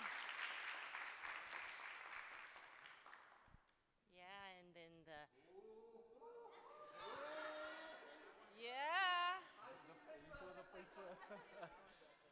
I see whiteboard markers. I see chalk. I see an exit. Very loud, sir.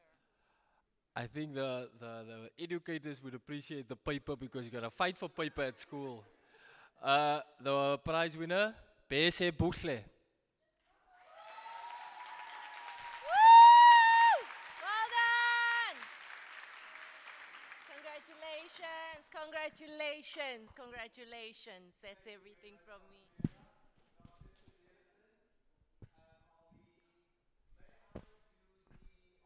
Along with Dr. Zeister, our newly qualified teachers and our presenters, would that be in order? Dr. Zeister, would you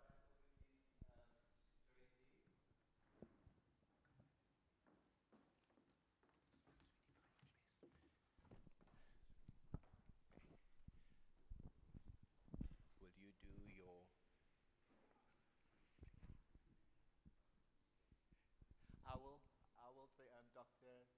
Dr. Zeister, I have got the gifts. Yeah, I've got, so you can just come in. I will bring the gifts. Do you have something else? Yeah, you can do whatever. You just need to read their names. That's fine. You just need to read their names, and then I'll bring the gifts. Oh, perfect. Yes.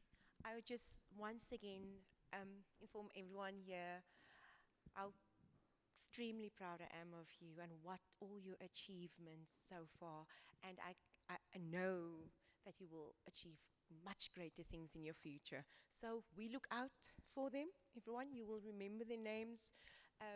Miss Lauren Uren and Mr. Keenan Uren. Thank you very much. Can we give them one last round of applause, please? Thank you very much. You're going to just hand, you can read out the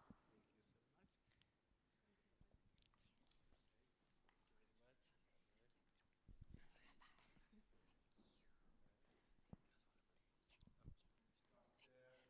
going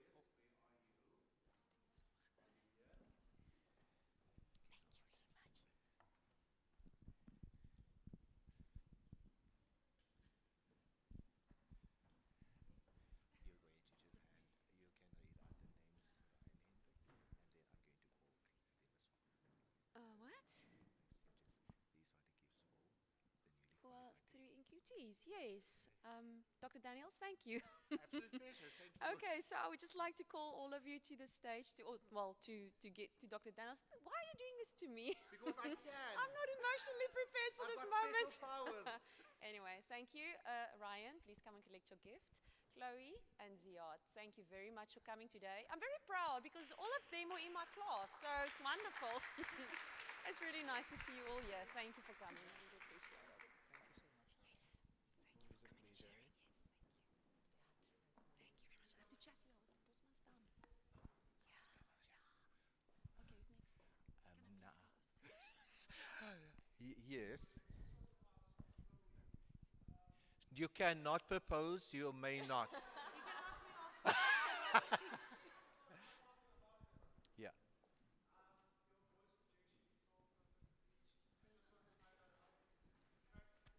No, it's me. What did I say? What did I say to you last night? Right? Thank you very much. You're a star. Right.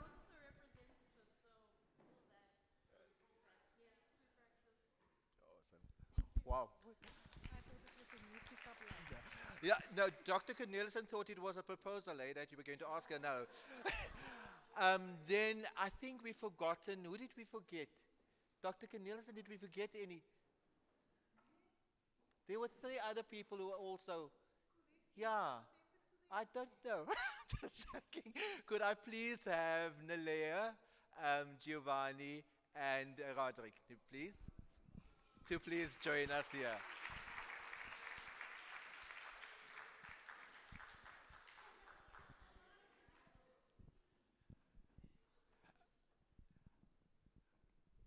Okay, I'm going to ask Dr. Cornelissen, will you just, thank you.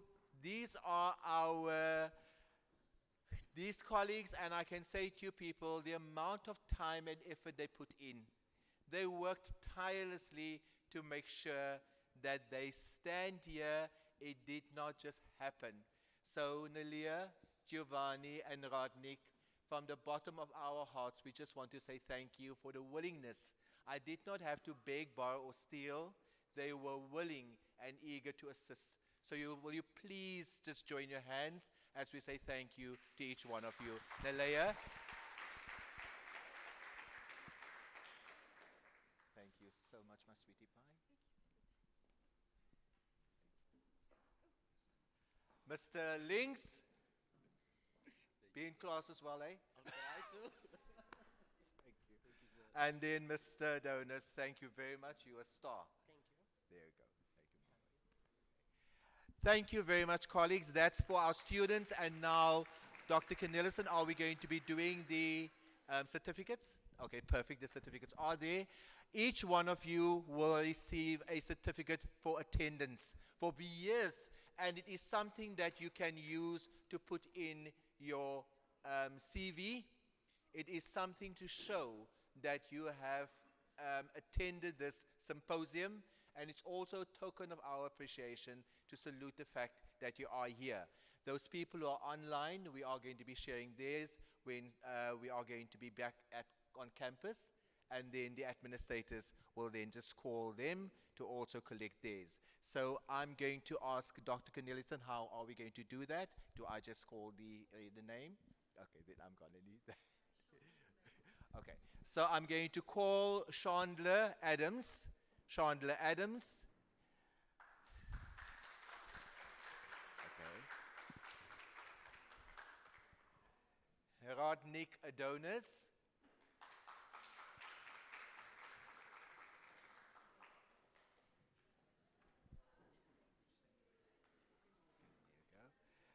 Bushle Besse.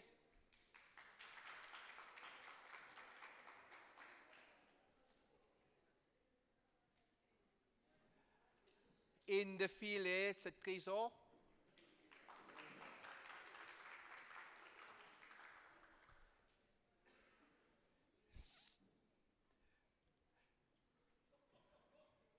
Stephanie Kutsia.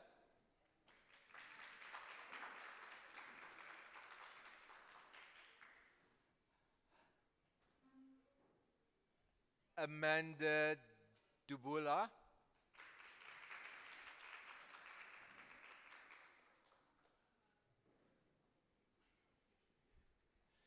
Kanyesile Bright Dubula.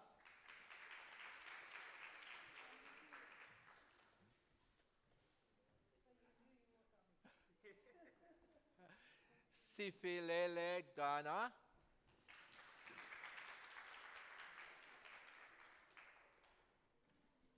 Tsepang Kiagile.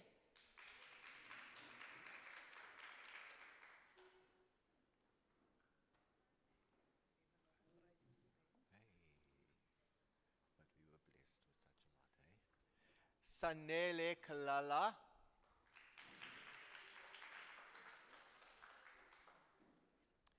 Tandeka Kolomoniana.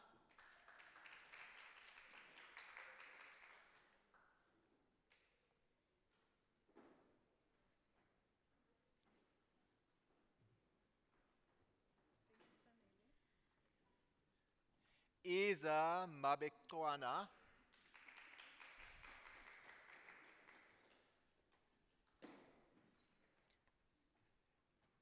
Sishle Malasese or Malalesi. Malalese, sorry, apologies.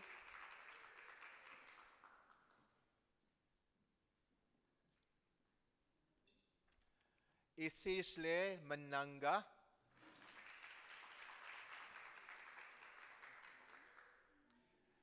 Sinalo Matanise.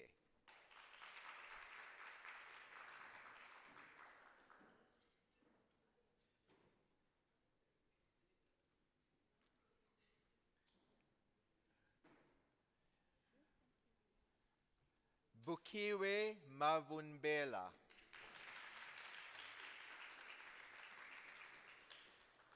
Abongile Mbangwa.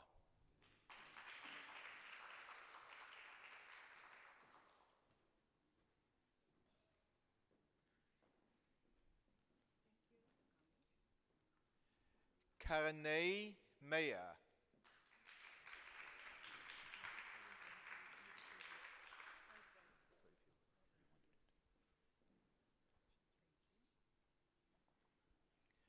Anam Matwazi.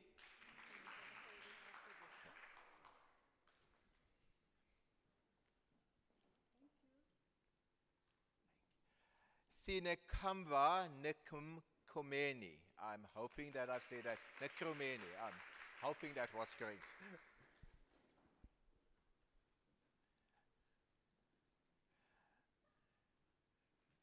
Tandile Nomna.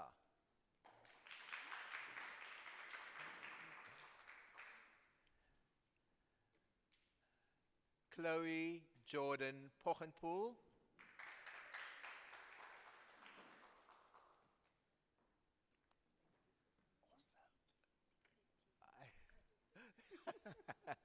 J. Dean Sals. This is also as this is a pre-run for when you graduate, eh? Sasha Lee Sanosi.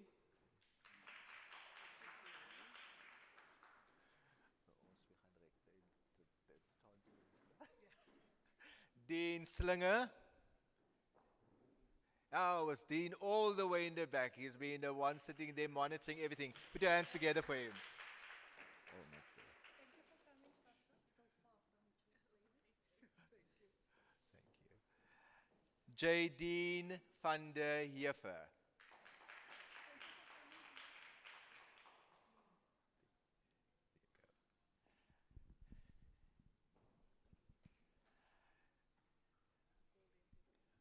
Then I'd like to thank you very much there. Just a conclusive hand to everybody there. Thank you. Well done on that. Please give yourselves a hand. And now I'd like to ask, there are people working behind the scenes, and I would like to ask Dr. Cornelissen, as she's standing here, I'm going to ask Ms. Renee Renike to please come to the fore. And for and Dr. Cornelissen, if you could please just join me here, if you don't mind. I love this job, bossing people around. It's such an awesome one. Dr. Cornelissen, is it in order if I do that? We appreciate you. She says surprised, for being always willing to steer this. It takes a lot of time and effort, and you put in the passion and you make it look easy. And just a token of our appreciation, we want to say thank you. We appreciate you, we value you, and above all, we love you for what you do. Thank you very much. And there is a bunch of flowers for you. She is the one that works until the wee hours to make this happen, because she's so invested. And she did not think that we were going to actually acknowledge it. So thank you so much. Thank you. I just want to tell the students, he never tells me he loves me, because we argue all the time like husband and wife, you know? That's how it goes. In a good relationship, eh? Yes, yes, yes. So students, we have come to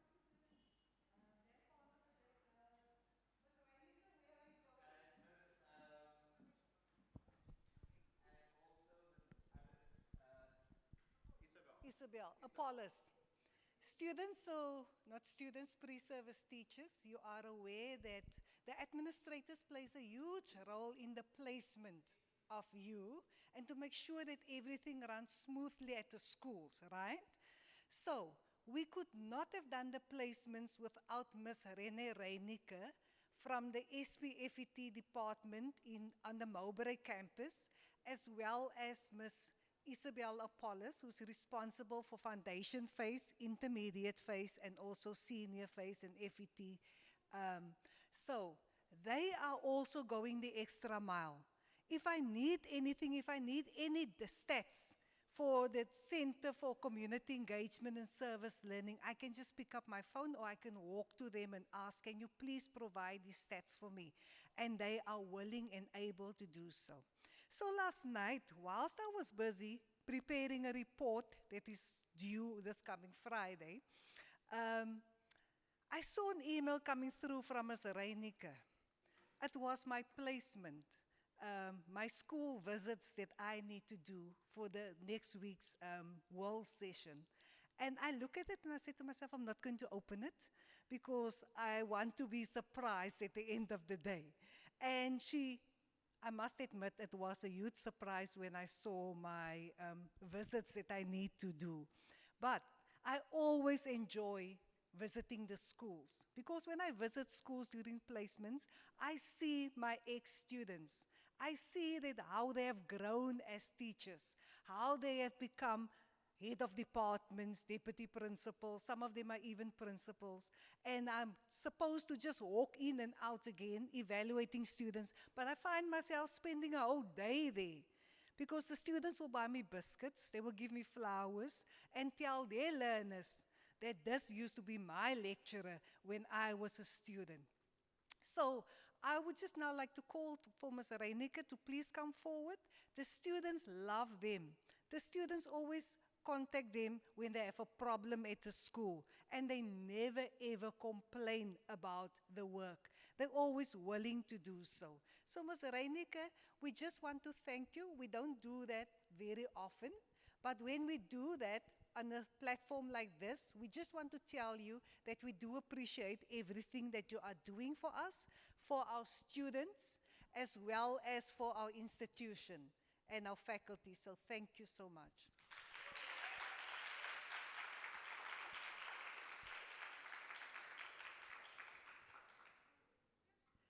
Ms. Apollos, you are welcome.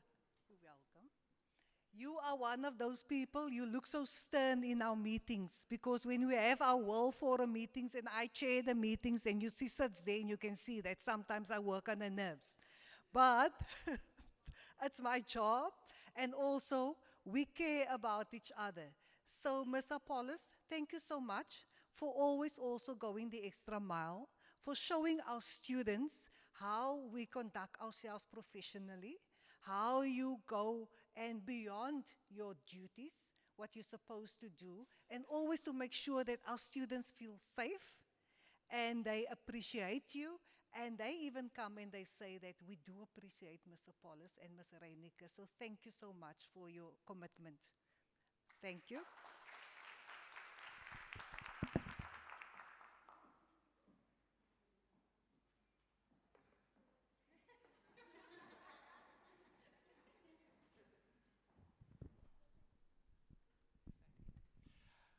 Colleagues, that brings us to the close of this symposium for 2026. I speak on behalf of the entire CPUT Faculty of Education when I say thank you very much for buying out the time to be here. I know I've learned a lot, and I'm going to be applying it in my practice. Mr. Duma, thank you so much for jumping in at the tail end and for helping us. Really appreciate it. I don't know why you're hiding. You can actually stand on this side. Otherwise, they think I'm just speaking to the wall. Thank you very, very much. We appreciate you. And then Clifford in the back, thank you also for your contribution, for making things work, and then just being your calm demeanor. Really appreciated that so much. WIL team, symposium team, if I may ask, that you just please join us on the stage. We just like to have a team photo.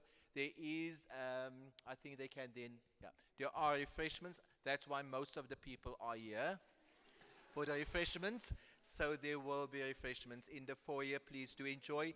May I ask you to please just pick up any dirt that might be left on the floor so that we can leave the venue tidy. And we'll see each other next year in different capacities. Thank you so much. You may give me a hand. Thank you.